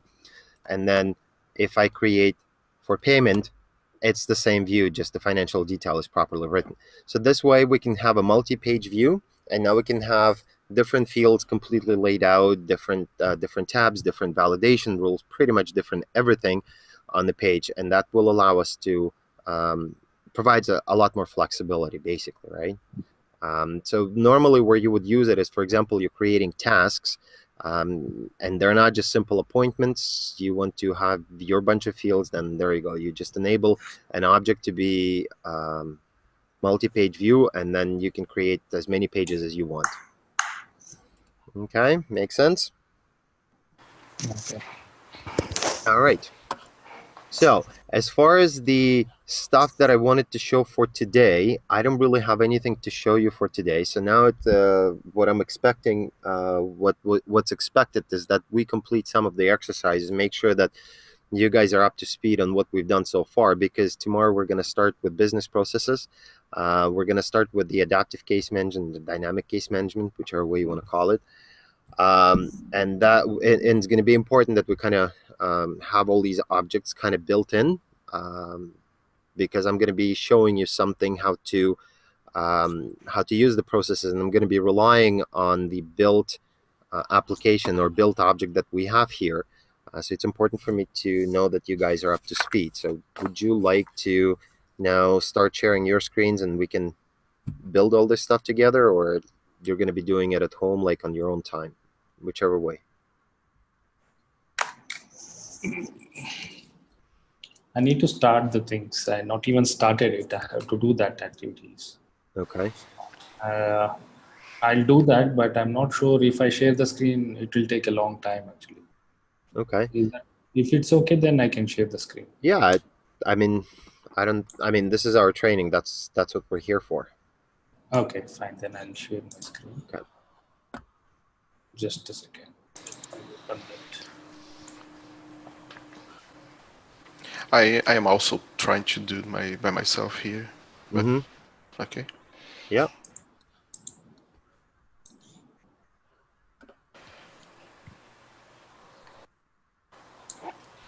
Kiryu, when are you expecting to send the recording from yesterday? The recording from yesterday, I've already posted that. Let me show you where it is. I'll just send you a quick link. I've posted that on YouTube. Playlists. All right, great. So I see a new share, a new window. Fantastic. Okay, so there is a day one. It's already posted. So let me just get the share. And when I finish today's recording, I will basically post it in the same playlist. So all the videos from day one, day two, and day three, they're all going to show up here, right? You've got access to this link. Okay, good. Okay. Thank you. Okay, so we're looking at your screen. Yeah. How do I pronounce your name correctly? It's Chandrakant. Okay, I'll try to say that. You can call me Chandru. Okay, perfect. That's easier. Okay. Okay, so the first thing that we did, we've created a workplace. Correct. But as I missed yesterday, I didn't created those things. Is that fine? Can I? Yeah, like whatever you've done so far, that really doesn't matter. Let's just make sure that we build it up to where we want to be. Okay, fine. So workplace setup.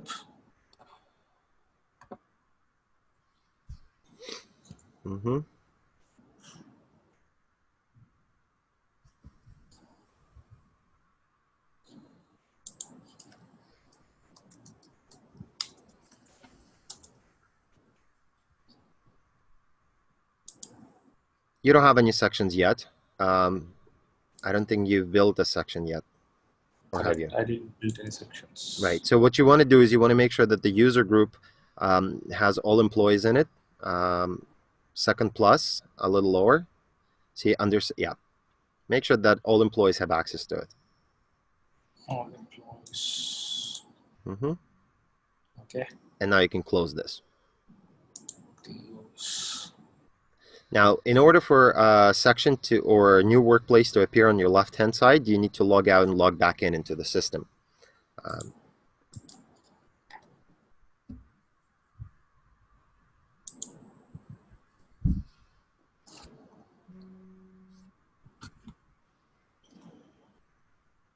Just a second, guys.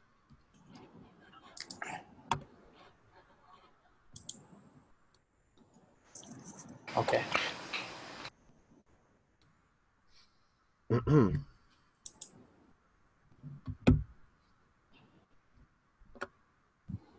Okay, so everything, so there was expense report, excellent. So on the left-hand side where it says marketing right now, you should be able to see an expense report.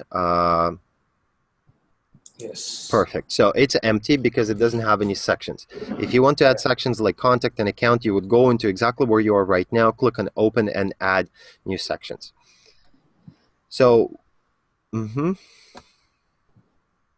okay, so what we want to do now is we want to make sure that you just click on the plus to add something to it. And let's say throw a contact there. Contacts. Yeah, and close it.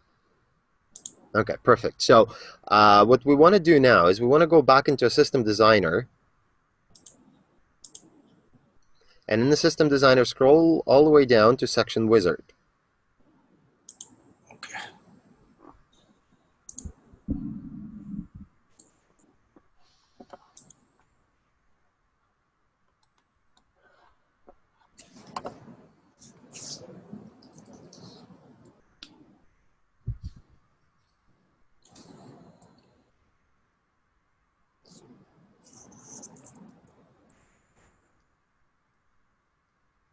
Is it okay for me to share my screen as well? Yeah, go ahead.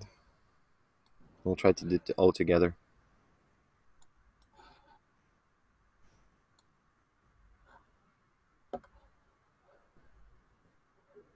All right. We got multiple shares. Perfect.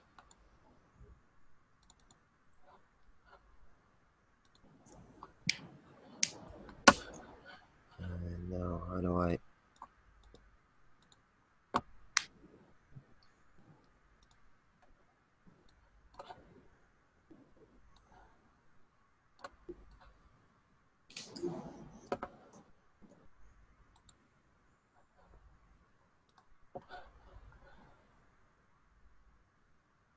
You're getting those. You know what? Like, try to Daniela. Try to go to your profile and disable that telephone configuration.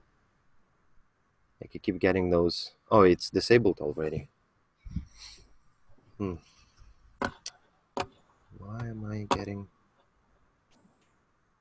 Let me just close this. Close down. Close this.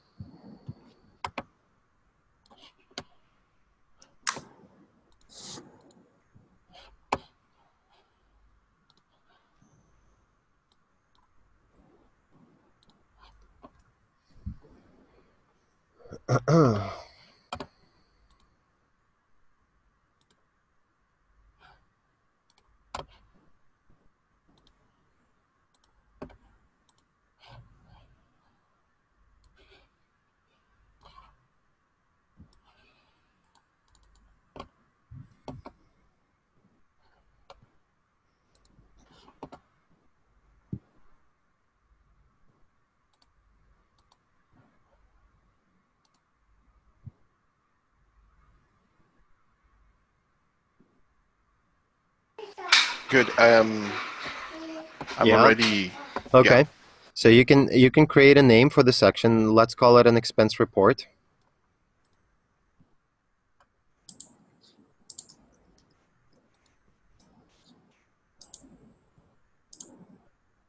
Mm-hmm.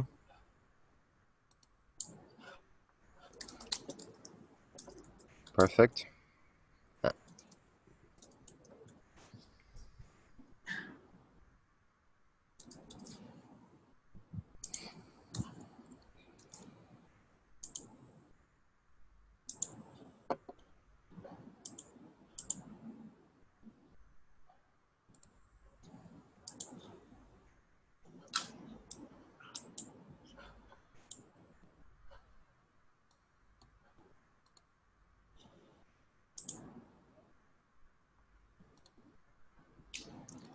I selected the workplace as expense report. Is that correct, or should I select Yes. training? Well, I don't remember. What did we call your expense report, Chen? The training was the training is the workplace that we've created. The expense report is the name of the object, right? But I think in your case you call the workplace actually expense report, right?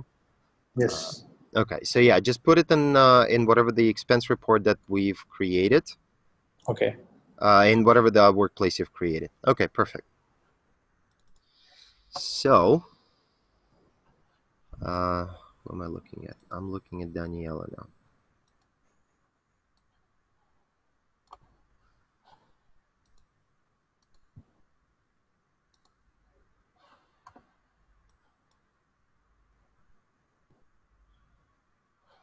Let me stop sharing. Okay.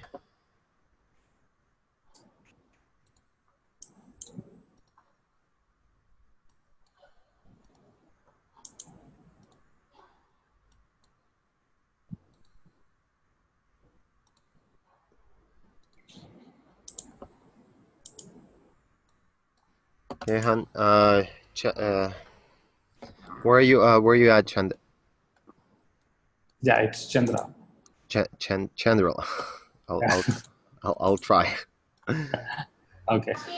Chandraka. Is that right? Yes, correct. Okay. Right. Actually, I created a section wizard. Now I want to see that. Where should I go for that? Okay. Can you share your screen again? Because I think we can only share one at a time. I think. I'm not. I think it disabled my sharing right now. Okay. Perfect. So under expense report, section. I created a. Yeah, Control F5. Hit Control F5. See if we can see that expense report right now. Welcome to VoiceOver. Okay. Nope. Welcome. Yeah, Control F5. So Control F5, it's only on Windows. On Mac, I think it's I'm using Mac. yeah.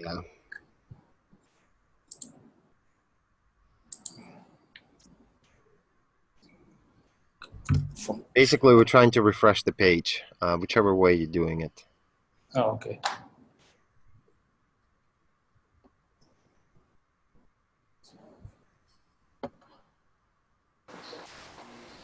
Okay, so there's your expense report. So if you click on this thing, let's save the page. Didn't create the page, huh? Okay, now go into View. Okay. Right, yeah, and Section Wizard. Yeah, one above. One above, right? That's okay. Don't close it. Don't close it. It's going to take us to another place. It's called Cases, and we can just change the tab. Okay.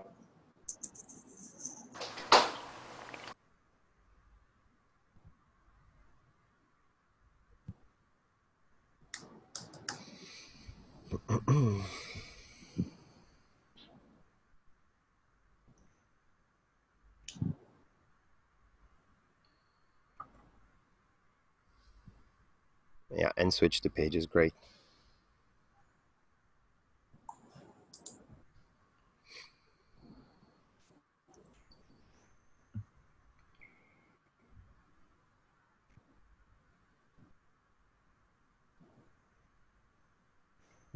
And now what we want to do is we want to make sure that we have some of the fields here. So name is already there. So you probably want to create a bunch of new ones. So create a description. It's a text string. Yep. Drag it there.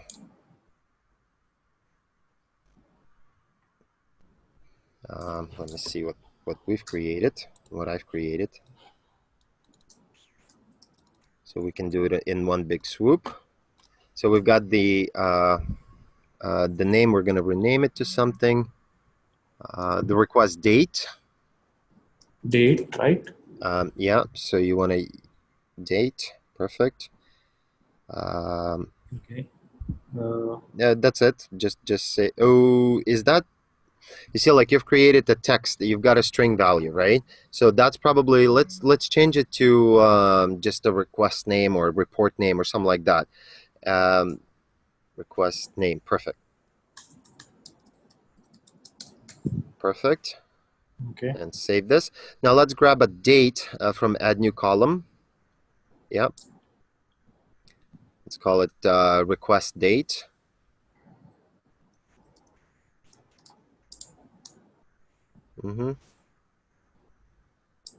Perfect. Then we need employee, so that's going to be a lookup. Yep. Perfect.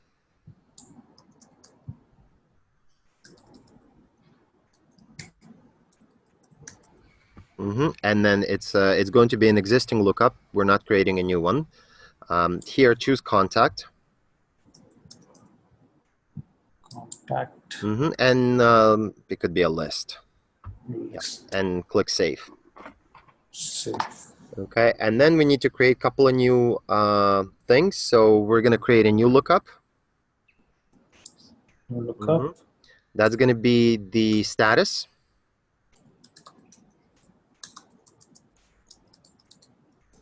And that's a new lookup. Add new lookup. Status. Yeah. Name has to be USR status. Yep. Save it. Oh, this is a pop-up window, right? Yeah. List is okay. Just a list is better. Okay. And then another one is going to be type. Type. And same thing, create a new lookup.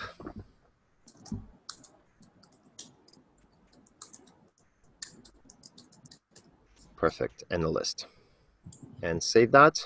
fantastic. So I think that's all we needed. Yeah. Okay. All right.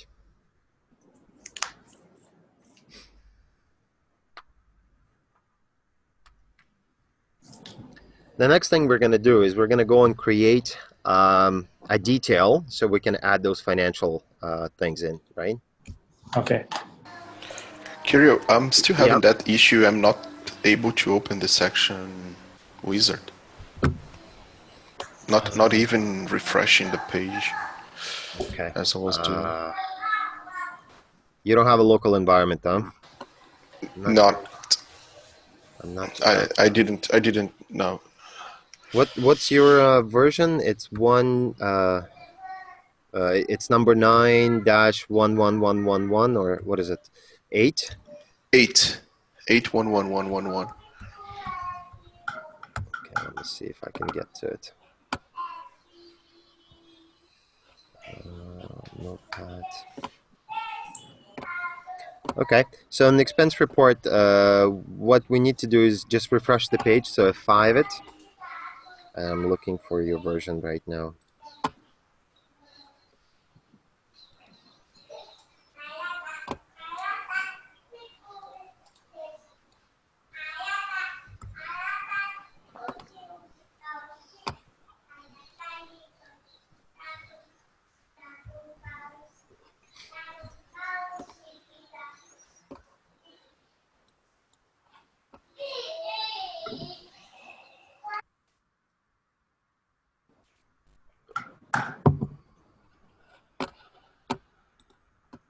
Okay, Danielle, I'm logging into your system number 8 right now. I see that you've created the expense report. There's nothing laid out here, but you're having trouble opening it, huh? Yes, I was trying to create the page as you were doing. Yeah. But I'm still having that issue, that error connection reset. Error sending request application server unavailable.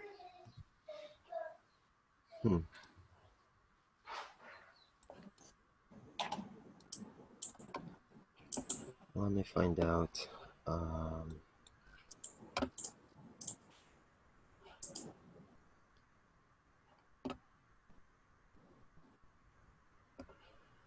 Okay, I can see it.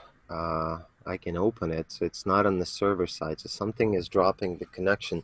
You don't have any crazy firewalls that are blocking anything, huh? No, I don't.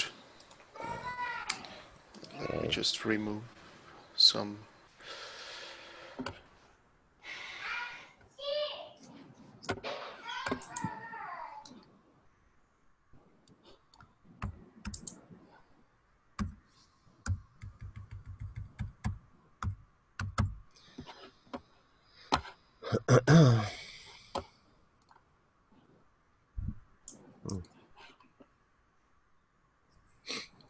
Wonder why we might be having this stuff here.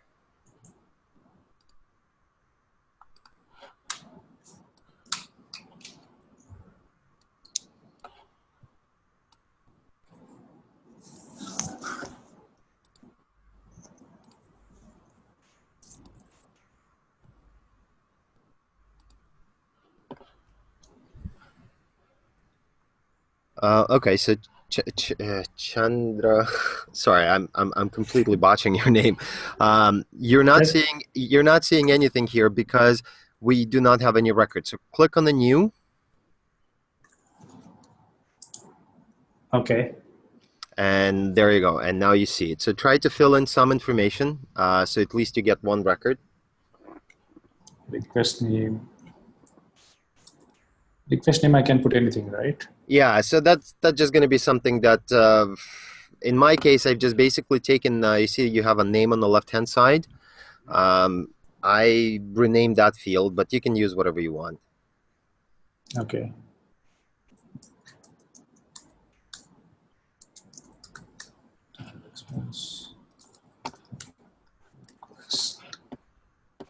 Danielle, yeah, Sorry? You can call me Chandu, Chandu. Chandu. Okay, Chandu is much easier. Perfect. Danielle, I'm trying to recreate this error on my end just so that I can go to support and figure out what's going on. I can't seem to be getting that. Can you copy the error so I can quickly ask the support guys to look into it right away? Like in the Chrome in the console, whatever the error you're getting right now, can you copy it and just send me in the chat message? I want to find out what we can do about it. Now, Chindu, like we've got on the type and the status, we have not created anything. The lookup lists are empty right now. So okay, I'll save this. Yeah, just save this record. Okay. And now let's go to lookup lists.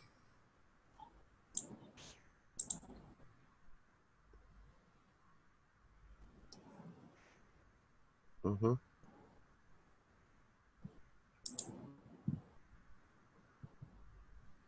Yep.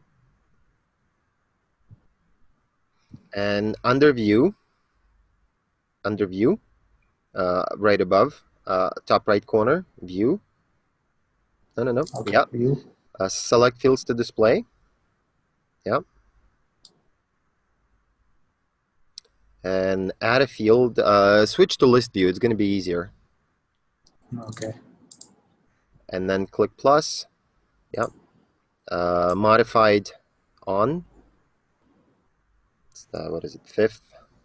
Modified on. Yeah. Okay. And select it. Just maybe open it up. Yeah.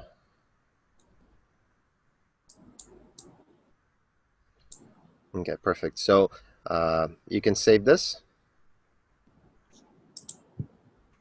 And now sort it by modified on. So we can get whatever the lookups were created right now. Just click on the modified on header.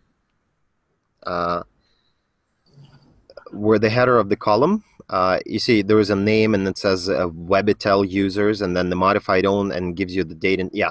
So now it's sorted by name. Click on the and sorted by modified on. Okay. Okay, so there are your types and statuses. So Yes. click on the type. In the type, I've created 2 types. So for payment and not for payment.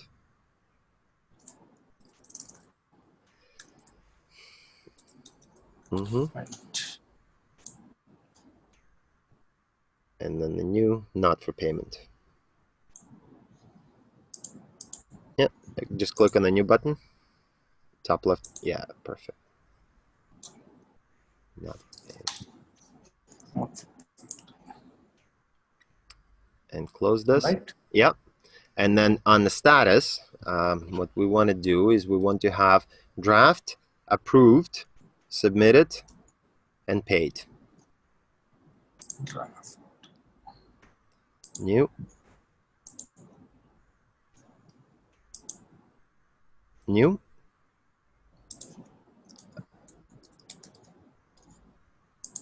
Okay, new, submitted.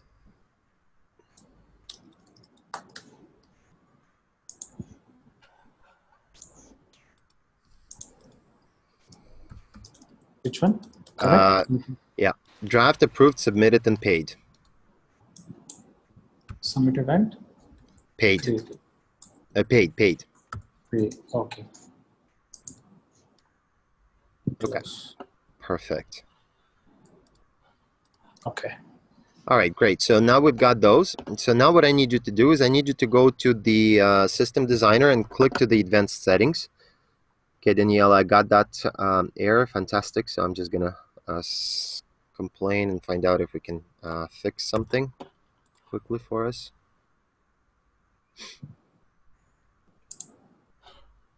Yeah, I'm assuming they can provide me what should be causing the issue on my side. Yeah, I'm just gonna at least find out what is causing this. I don't know what it is.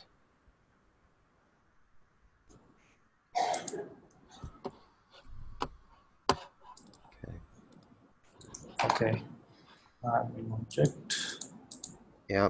Sections. And then go to the expense request. Expense request. This is the one. Expense Yep. report. Yep.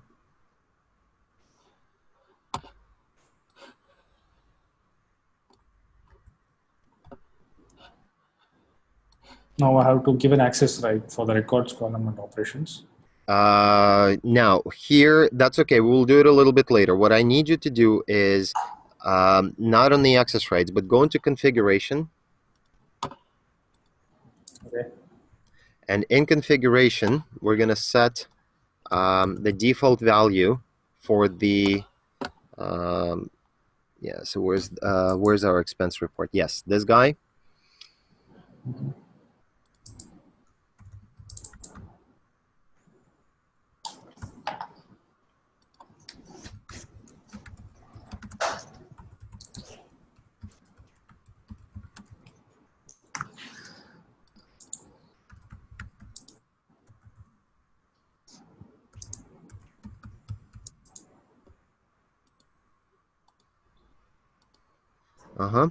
Okay. Now here, what we want to do is click on that report type, report status, USR status. In one of the columns, you see USR status, yeah.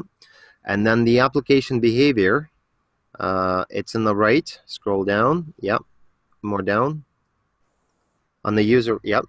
And now scroll down. Where's my application behavior? Why do I not see it? Yes. There. Okay. On the behavior, where it says no, the first no, yep. A lower. Behavior, lower, yep. Yeah. Yep. Yeah. Change that to application behavior. It's a drop down, yep. Okay. And then here, yep, in the lookup, yep, we're going to select a constant. Set a constant. And choose the Yes. value. It's going to bring the lookup, and let's choose draft. So that when we create a new object, it's going to start automatically with draft. Also, yep, click OK. Also, click on the user request date now, USR rec date. It's a column. It's a column. Yep. Let's select this guy. Where is it? On the left-hand side. Yeah, up. Perfect. Click on this guy. And now on this application, on behavior, let's say application level. Yep.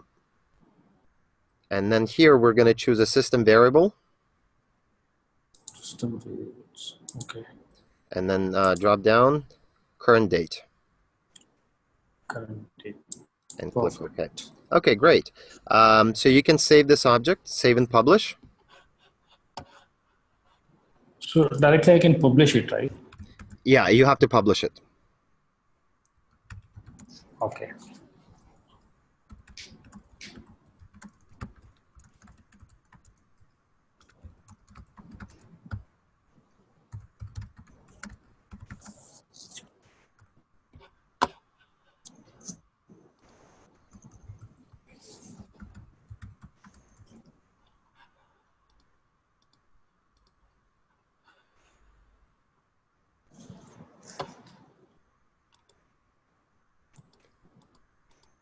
Hey, Danielle, I'm just waiting for support to get back to us. Tell me what's going on here with your connection problem. Yeah. Oh, thank you. I think I got something that might be Okay. doing this. I have Norton antivirus. Yes. And it has some protections on the browser navigation. Okay. Can you disable it temporarily just to kind of? Yeah, I just did, and I just got to the section. Okay, great. That's fantastic. But I am behind you, so I don't want to mess stuff up with Chandu. Okay, no problem. Thank you. That's great. All right. So.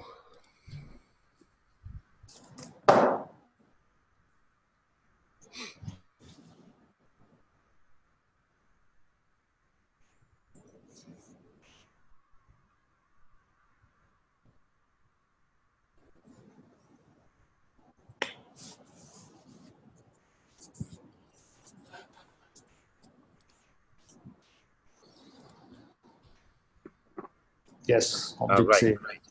So let's test that thing that we just created. So let's go back into the first tab. Yep. Okay. Expense. Create new one.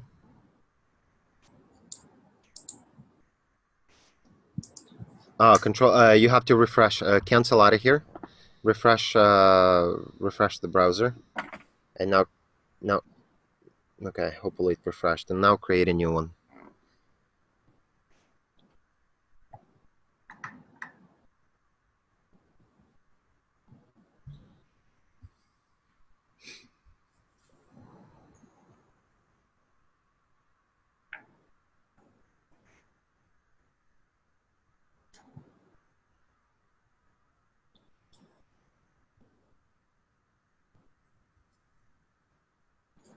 Okay.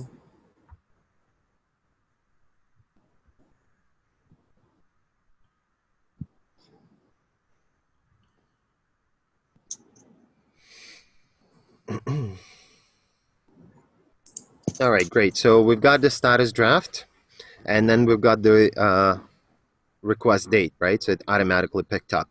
So the next order of business for us is to create a detail, right?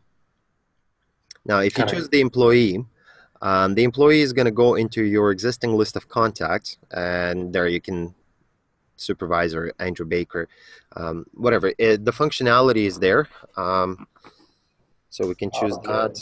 Yeah, so you can choose that, and then the only thing that for some reason is not showing up here is the, oh no, that's not here. Okay, great. So that's for payment. Everything is done. So we now need to go and create a detail. So I need you to go into the advanced settings again. I think it's your second tab in the browser. Okay. And here click on add new object.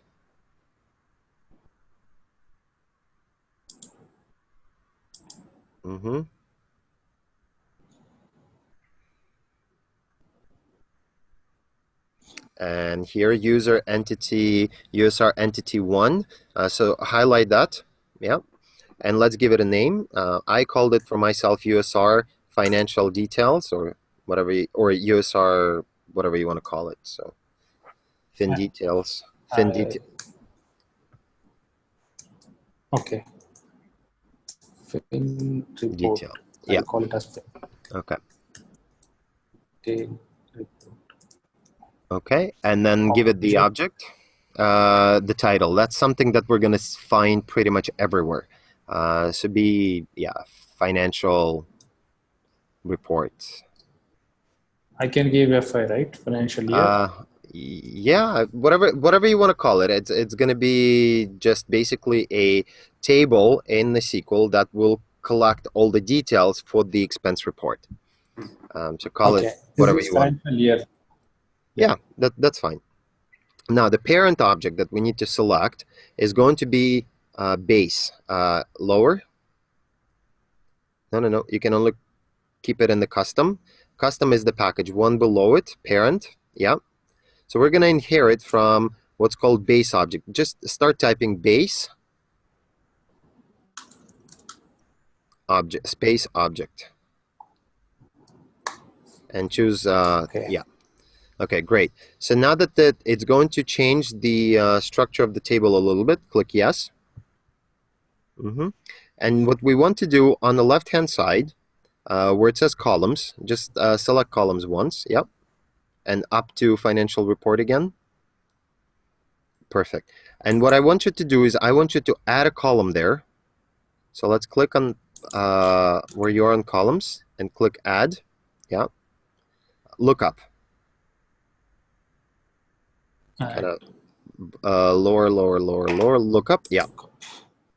And this lookup is going to point to the parent, and the parent is going to be that expense report. So the title is going to be, you can call it parent or expense report. On the right hand side where it says title, call it expense report.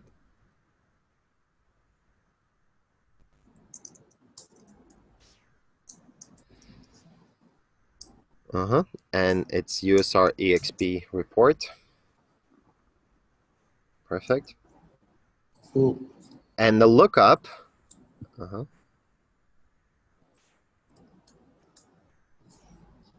yeah, and the lookup is going to be expense report. So start typing expense report. Perfect. Third. Yes. So what it's going to do, it's going to assure referential integrity that we can only pose the IDs of the expense report into the detail. Click Save. Okay. Save and publish. Perfect.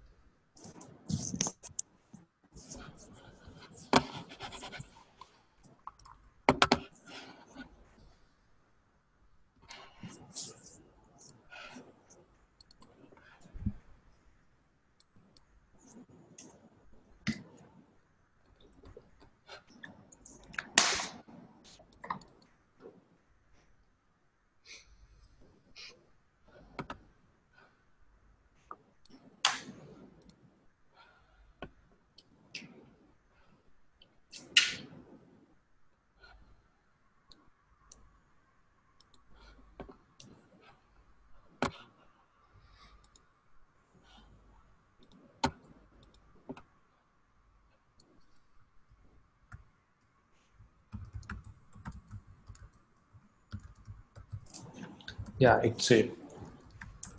Okay, perfect. So now let's close this tab. We no longer need this tab. Okay.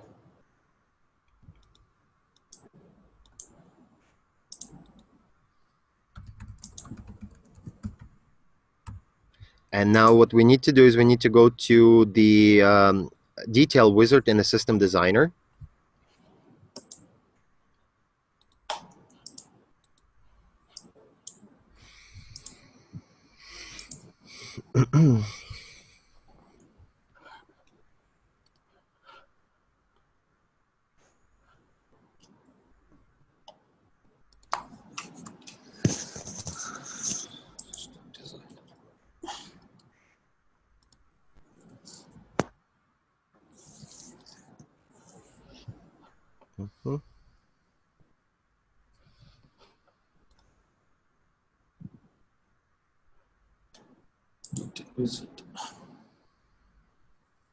And now we're going to register that detail that you just created.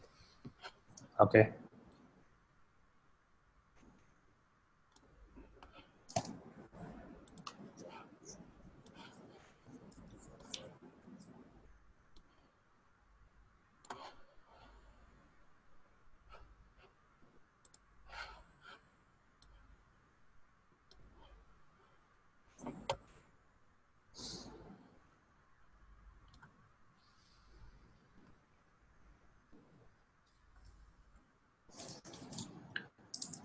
Okay. Expense report, right? Expense report detail. So just give it some sort of a distinct title. And I think you called it, I don't remember what you call it. Expense report detail or FY, you called it something. Yeah, FYR. Yeah. And now click on page.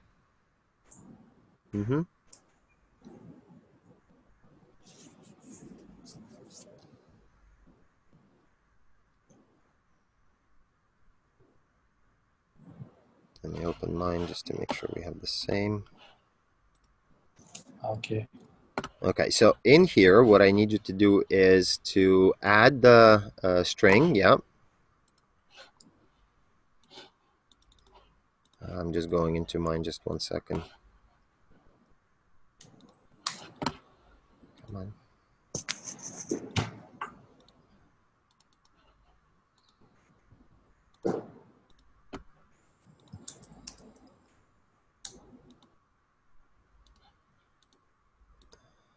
Edit.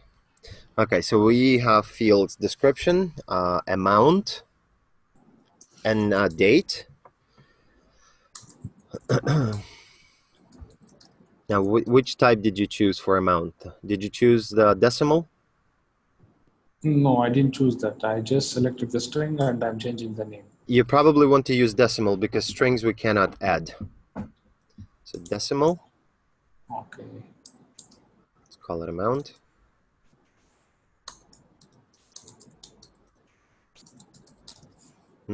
Save that. The next one, let's use, put another date there if you want. We didn't use it, so the next two is going to be expense category. Yeah, put a date, sure. Like line date or something. Yeah. Perfect, and save that. Throw description. It's a text string. Text. Text up. Yeah. Okay. Let's call it description.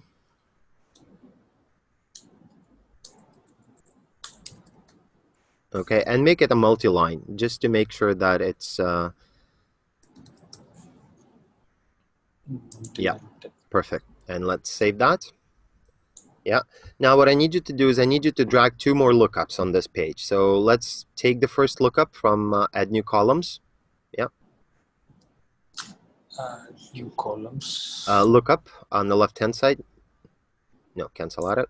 Yeah, lookup. Perfect. And we're going to call it expense category.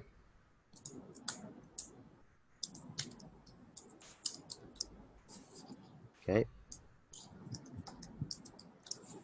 Yeah. Add new lookup and just copy it.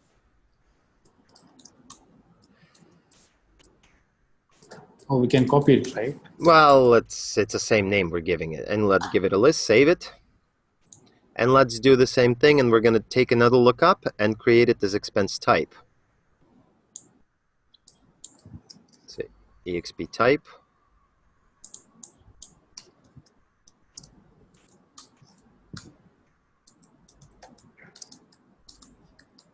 Yep. And again, it's in your lookup.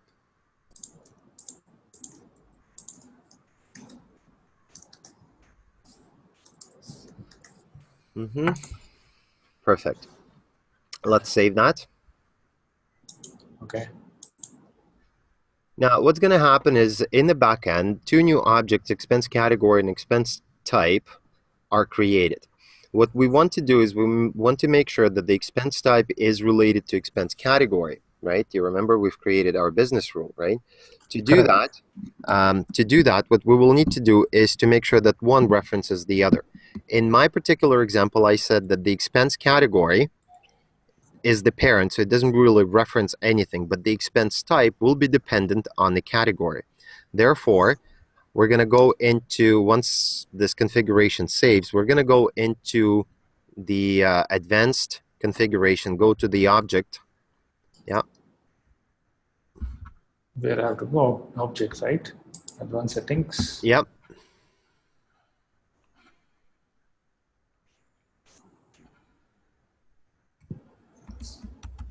Configuration. And now let's look for the expense category. So what did we call it? You gotta have a lookup here. Expense category. Yep, that's the normal one. But then we had a type, exp type at the exp bottom. type. Yeah. Okay. So what I want. Yeah. So what I wanted. What I want to do here is I want to add another column here. And that's going to be of a type lookup. Okay. And it's going to reference in its lookup. Yeah. So call it exp cat. Yeah. Yeah. And in the lookup, we want exp cat. Yeah. Let's save that. Save and publish. I will have to reboot my computer just now. Okay, well, you can always join on the link that you joined originally. I'll watch out for you. Okay, good. No Thank you.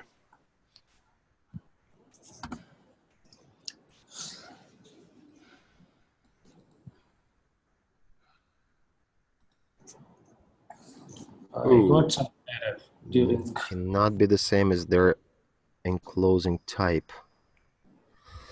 Yeah, we called everything. Maybe we didn't pick the right object. Hold on a second. Let me see what happened there. your end. Okay. We are on 411.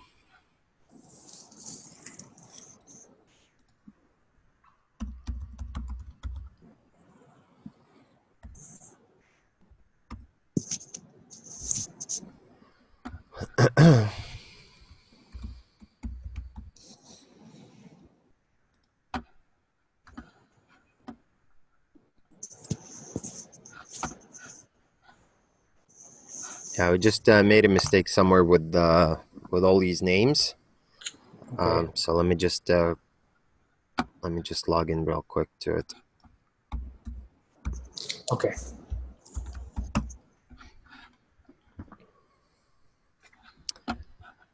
Okay, what I want to see first of all is I want to make sure that we have parents selected here. Give me a second.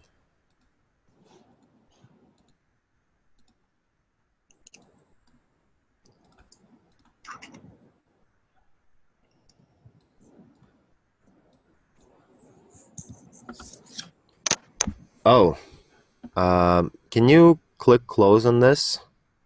Yeah. Okay. We didn't do the right thing. You see, like what we're doing is we're referencing itself. So we're saying that lookup expense category is referencing expense category. So that's not what we want to do. What we want, yeah, just clear it. Yeah. No. Just leave it blank. Perfect. Okay. And tab out of here. And click save this. Save and publish. What? Lookup not specified. Okay. Close this. And delete this user exp category. We didn't do it in the right column. The column USR exp cat, the one that we just added, we didn't add it in the right table. Could you please delete this lookup? Select on the left hand side. Yeah. Yes. Delete it, please.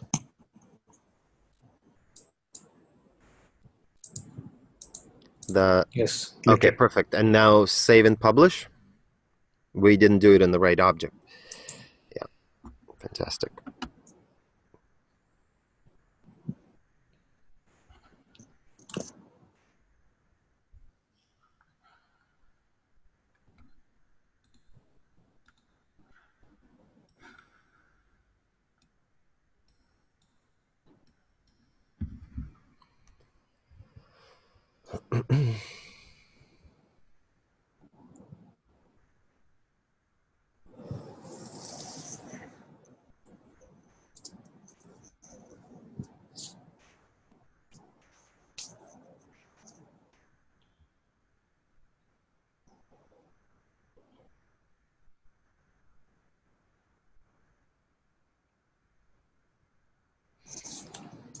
Okay.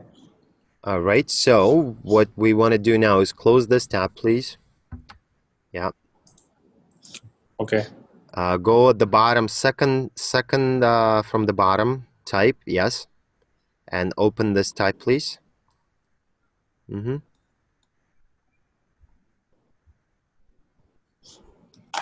And what we want to do is we want to add a column expense category here.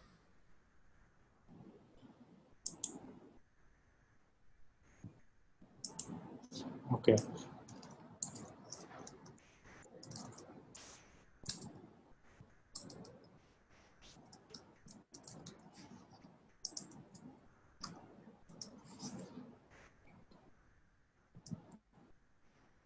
Yes, perfect. And let's save that.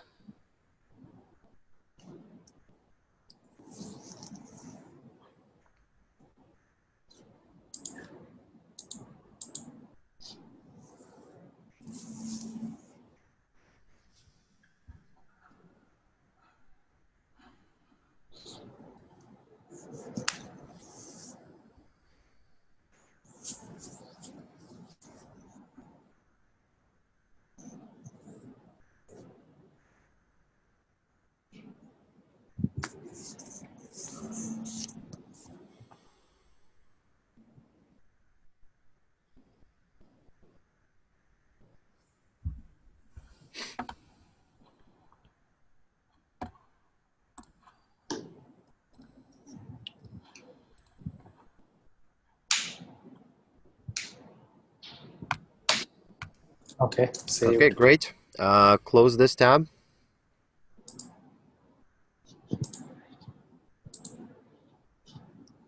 Okay, fantastic. So let's go back in the first page, in the first tab.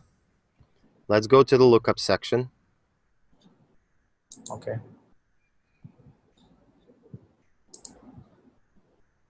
Okay, let's go to expense category, exp cat.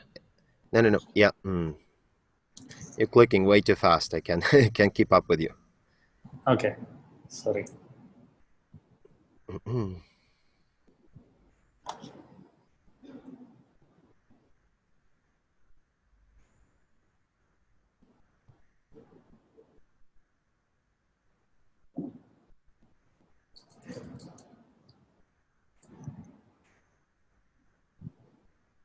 Okay, so expense category, yeah.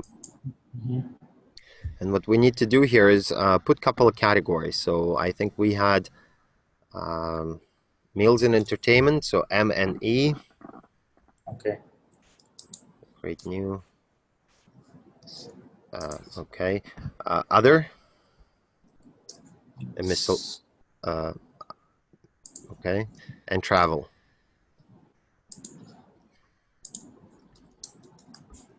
Okay. Okay, let's close this. And now let's go to expense type. First lookup. Let's create a new one. Why am I not? Click on the view.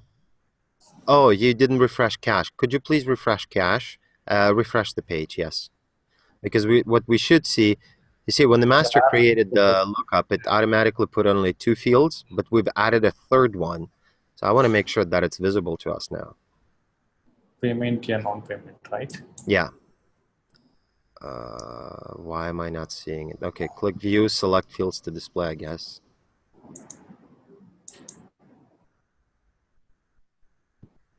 It doesn't make sense.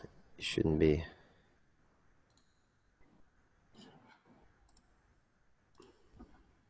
Okay, click on plus, please.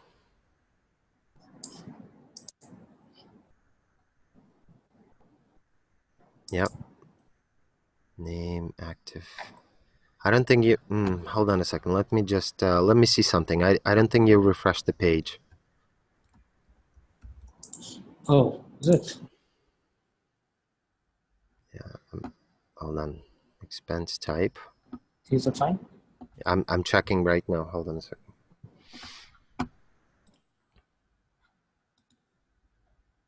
No, something didn't happen. Something didn't work. Why? Hold on. Expense type.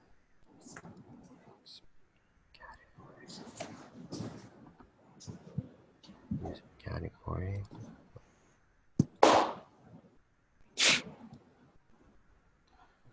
Just give me a second.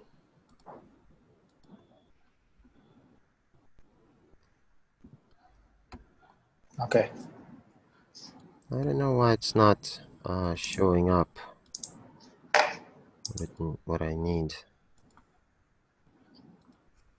Let me refresh it.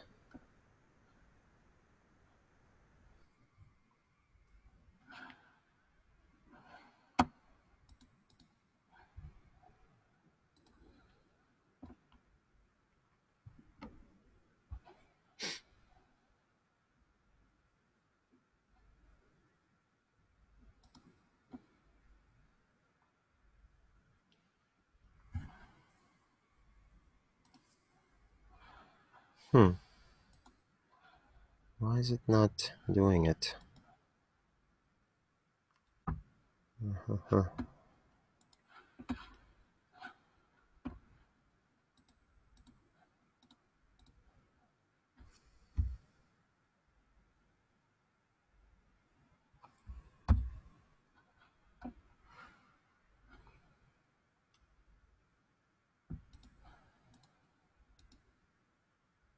Base lookup.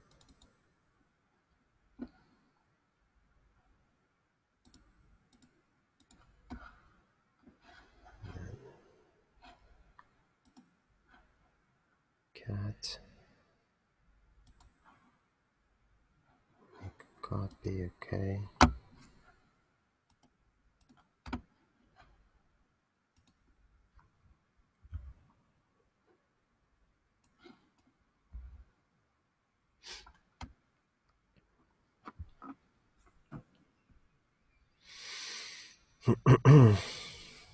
I'm saving this expense category again. I think we went to a little bit too fast. And then it didn't pull in the last lookup view.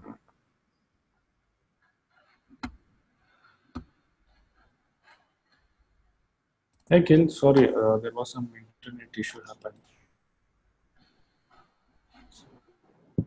Hello? Yeah, hi Danielle. Hi, Akhil. There was some internet issue happened, so got disconnected. Okay, well, yeah, you rebooted the machine. Oh, no. No, No, this is that's not Chandu. you. That's you. That's Sorry. me. All right. I rebooted the machine because I did some configuration on my machine, but it's still not working. The error is still happening, the same error. Okay, I'll get that going. Just give me a second. We'll figure out what the problem is, I promise. So by tomorrow, you'll be good to go. I didn't get an answer yet. Okay, thank you very much. Yeah, I didn't get the answer yet, but I will very shortly. Okay, system designer, and let me see the lookup section.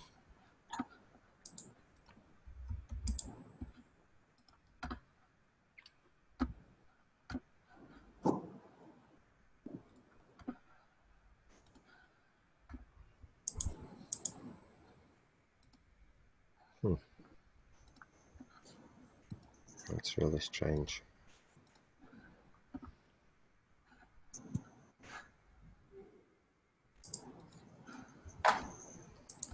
Still, I'm not getting the type.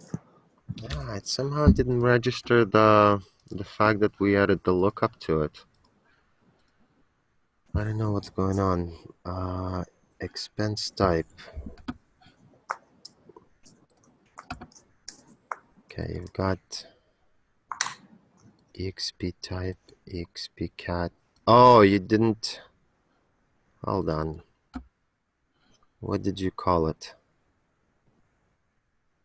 Maybe we're not in the right place. Yeah, you called it type, not expense type. This is where naming convention is really going to be important for us. Oh, is it? Okay. Hold on, Now hold I on. understood. Hold Initially, on. I made this type, then I given as a exp type. So we've added this to USR type, which is a column with the title type. Yeah, so we just got confused on all these lookups. That I personally give it a unique name so I don't run into this type of problem. So what we ended up here is now we have a type that is referencing the expense type. And then you have, what else we have from the lookups? Yeah, And I then you created have, one more called yeah, exp type. yeah, hold on. Let me just, let me share my screen. Okay.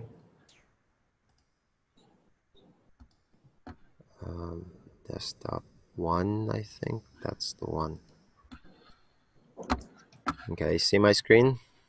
Yeah. Okay. So what I want to do is I want to on exp type, expense type. So let me just go into columns and add a lookup.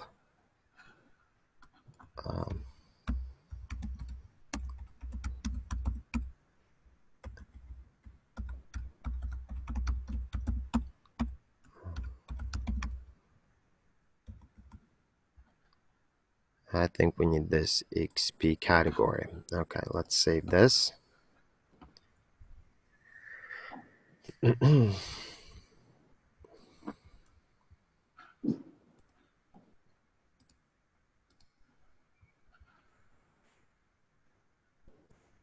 Is it necessary to click on save and publish? Can No, directly? no. You can just publish it right away. I don't know why I did that.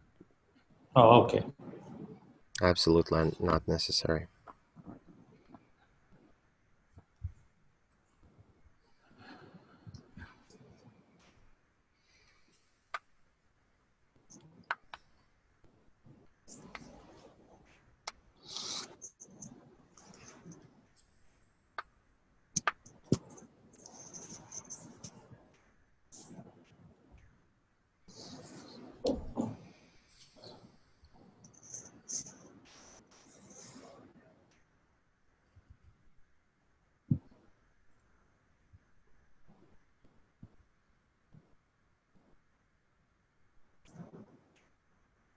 Okay. And the next thing I want to do is I want to go into this type and get rid of that reference, because that's going to bother us. So let me just get rid of this. We don't want it. Let me publish this.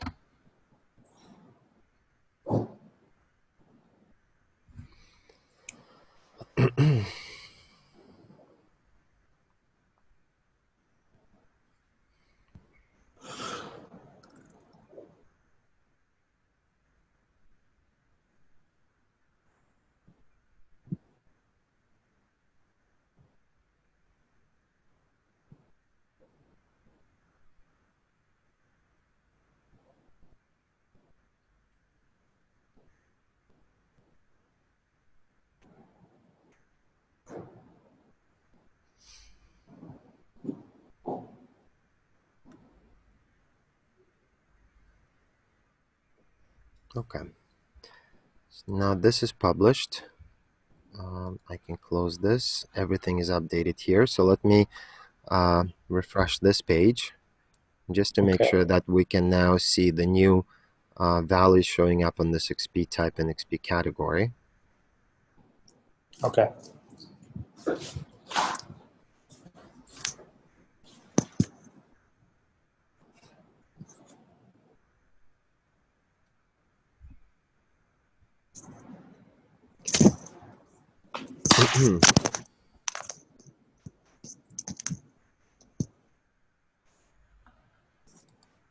Okay, so now you've got 3 categories and the types. So the idea here is that we choose the category.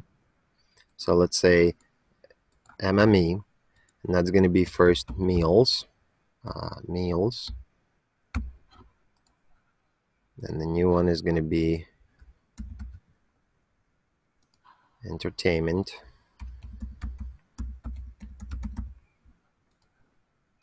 Then the next one is going to be, let's choose something, what is it, miscellaneous. It's going to be, it's called other.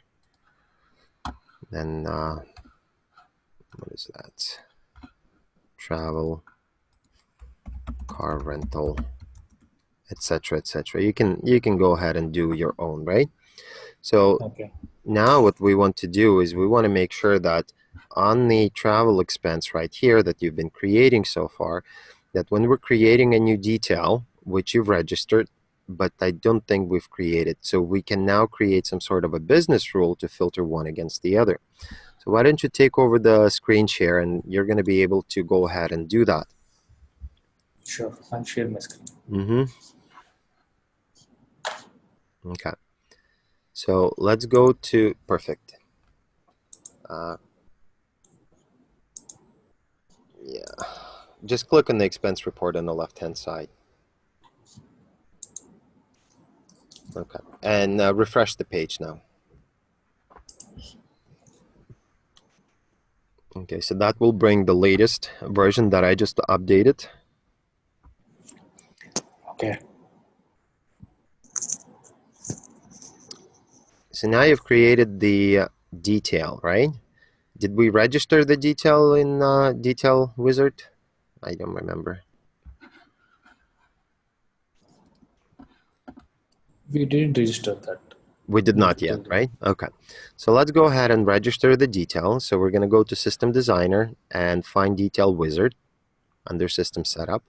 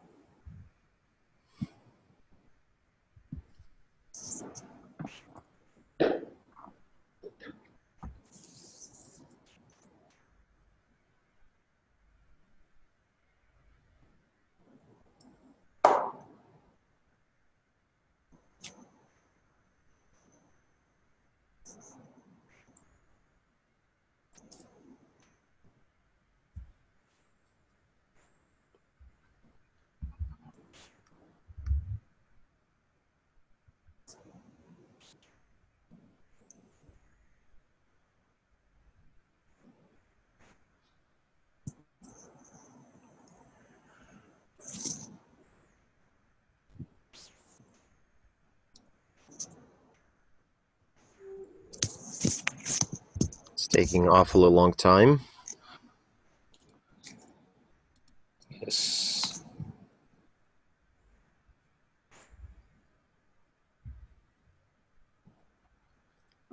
May reload the page.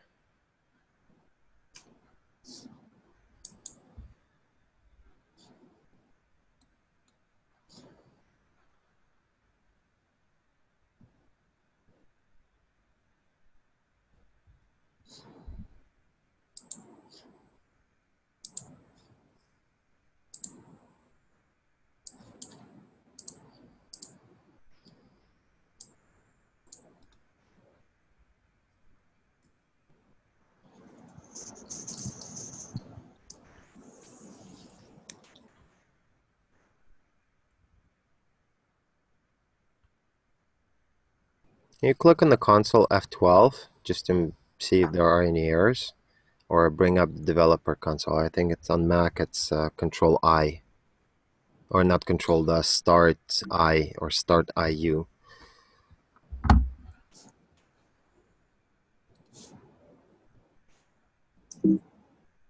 It's, I think it's under view. If you can click on the view View. Okay. for the browser view in the tab that we're interested in, yes, view. No, not here. View in the top, Apple top. Yeah. Okay. I think it's show developer. The bottom, view JavaScript console. Yeah.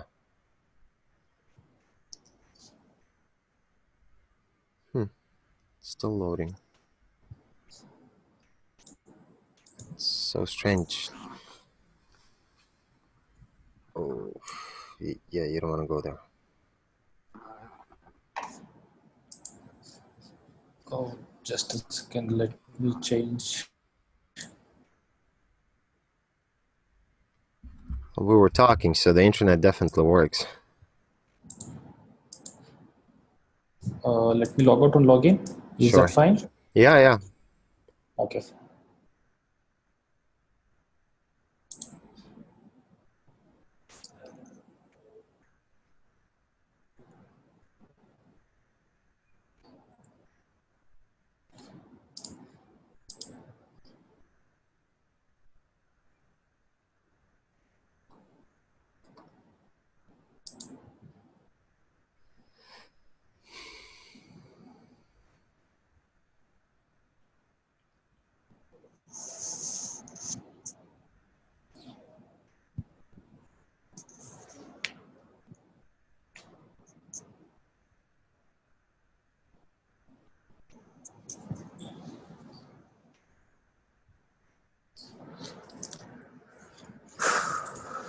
That's really weird.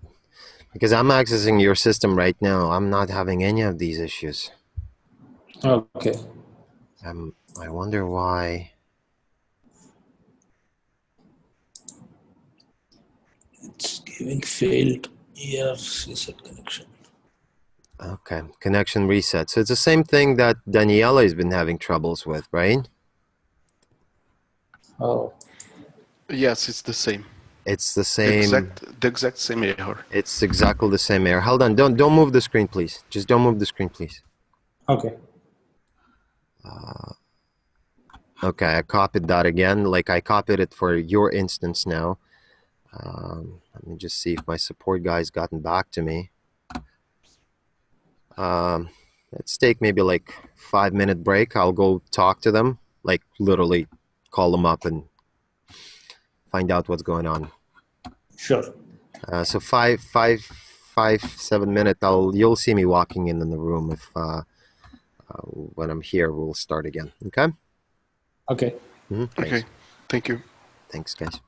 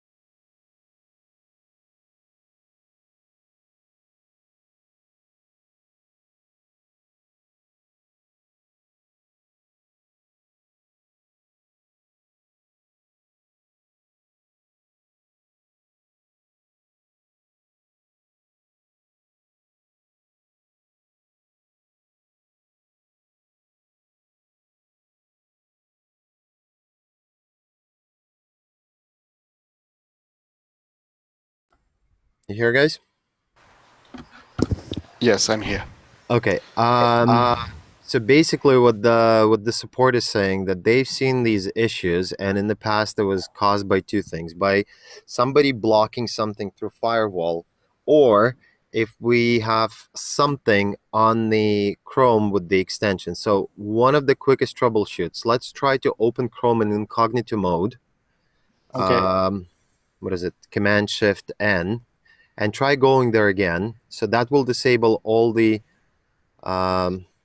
yeah, it will disable all the apps and stuff.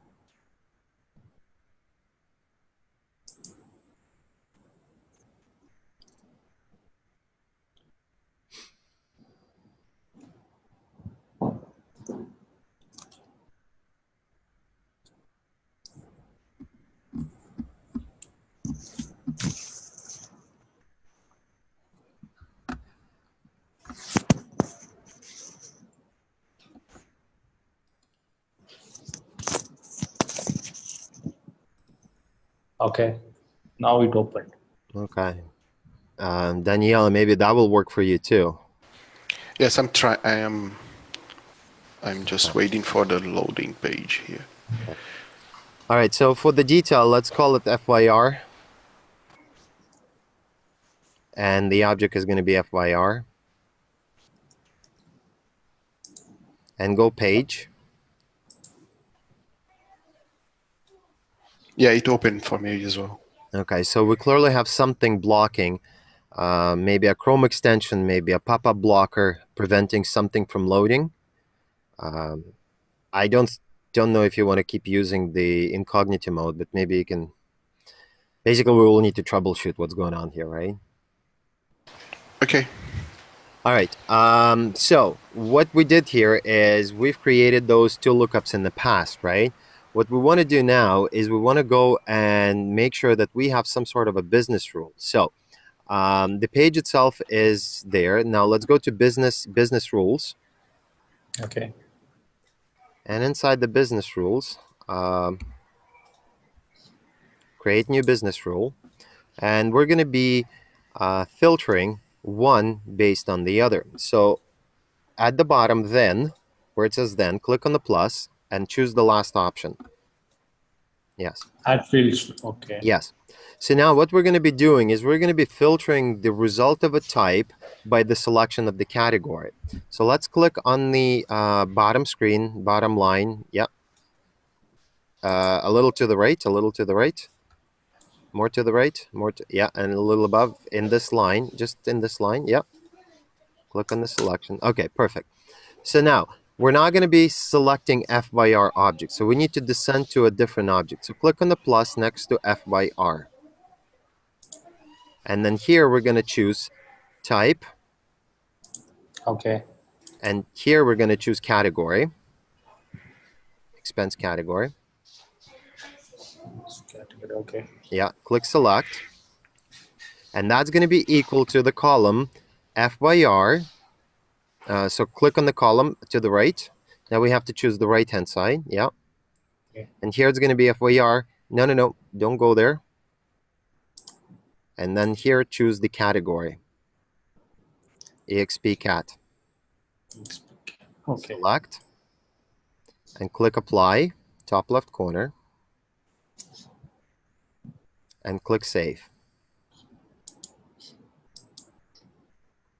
Okay. So now this detail, we've saved everything we wanted to do with this detail. It's going to post that schema, that JavaScript stuff. Okay. And the next, okay, great.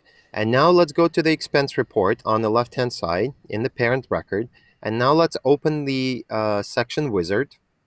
And we're going to add that detail to the face of the expense report. Yeah.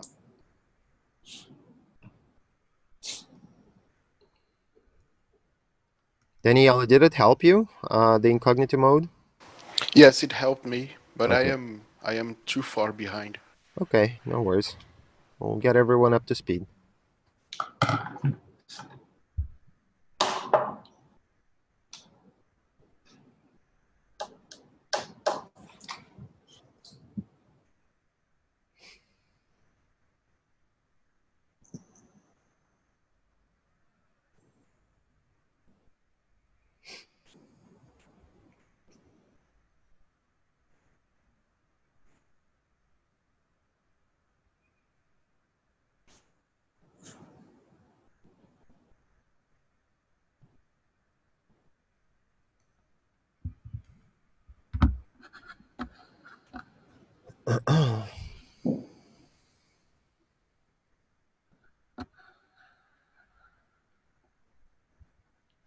Is it doing it again?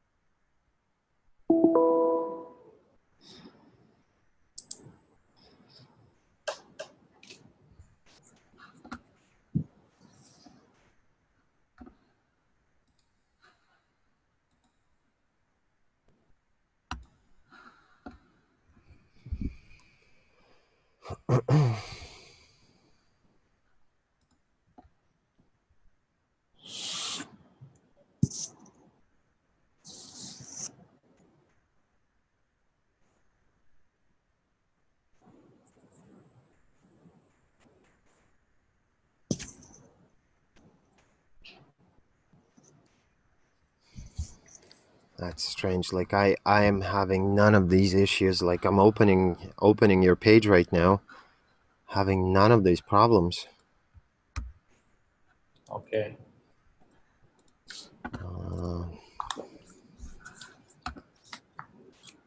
I don't know what to. I don't know what to say. Same thing, huh? Application server, request timeout. Yeah, I just got the same again. Same error again. Okay. The same error connection reset, even in incognito mode. Okay, so clearly that doesn't do it for us. Are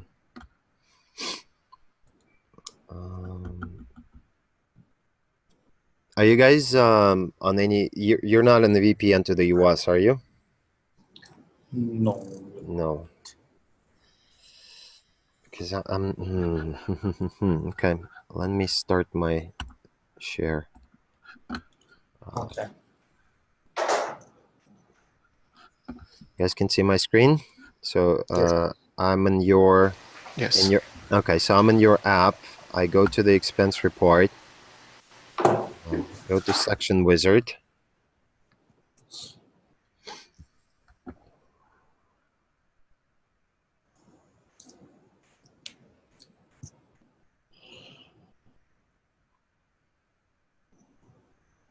And it just opens up. Like, no problems. And it's in the cloud. It's not localhost, right? I'm in just normal cloud app. I am not having any of these things.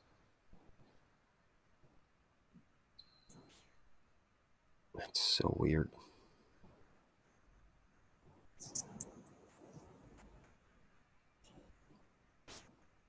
Okay, well, I can add the detail for us so we can review how it's done, but that's weird that you guys are having this. I really don't know how to help it out right now. We're gonna have to do a lot more testing, I guess, figure out what's causing it. but it's clearly not in the cloud side. It's not on my side. So something is breaking the connection, and we're not able to get the response from the cloud for some reason. Okay. I don't know how to solve this right now in training, to be honest. I can only go to support, and we can try to figure out, like, read the logs and see what's happening. I bet they're going to tell me that it's some sort of an unstable connection, which I have no proof of refuting. I really don't know how to help it out.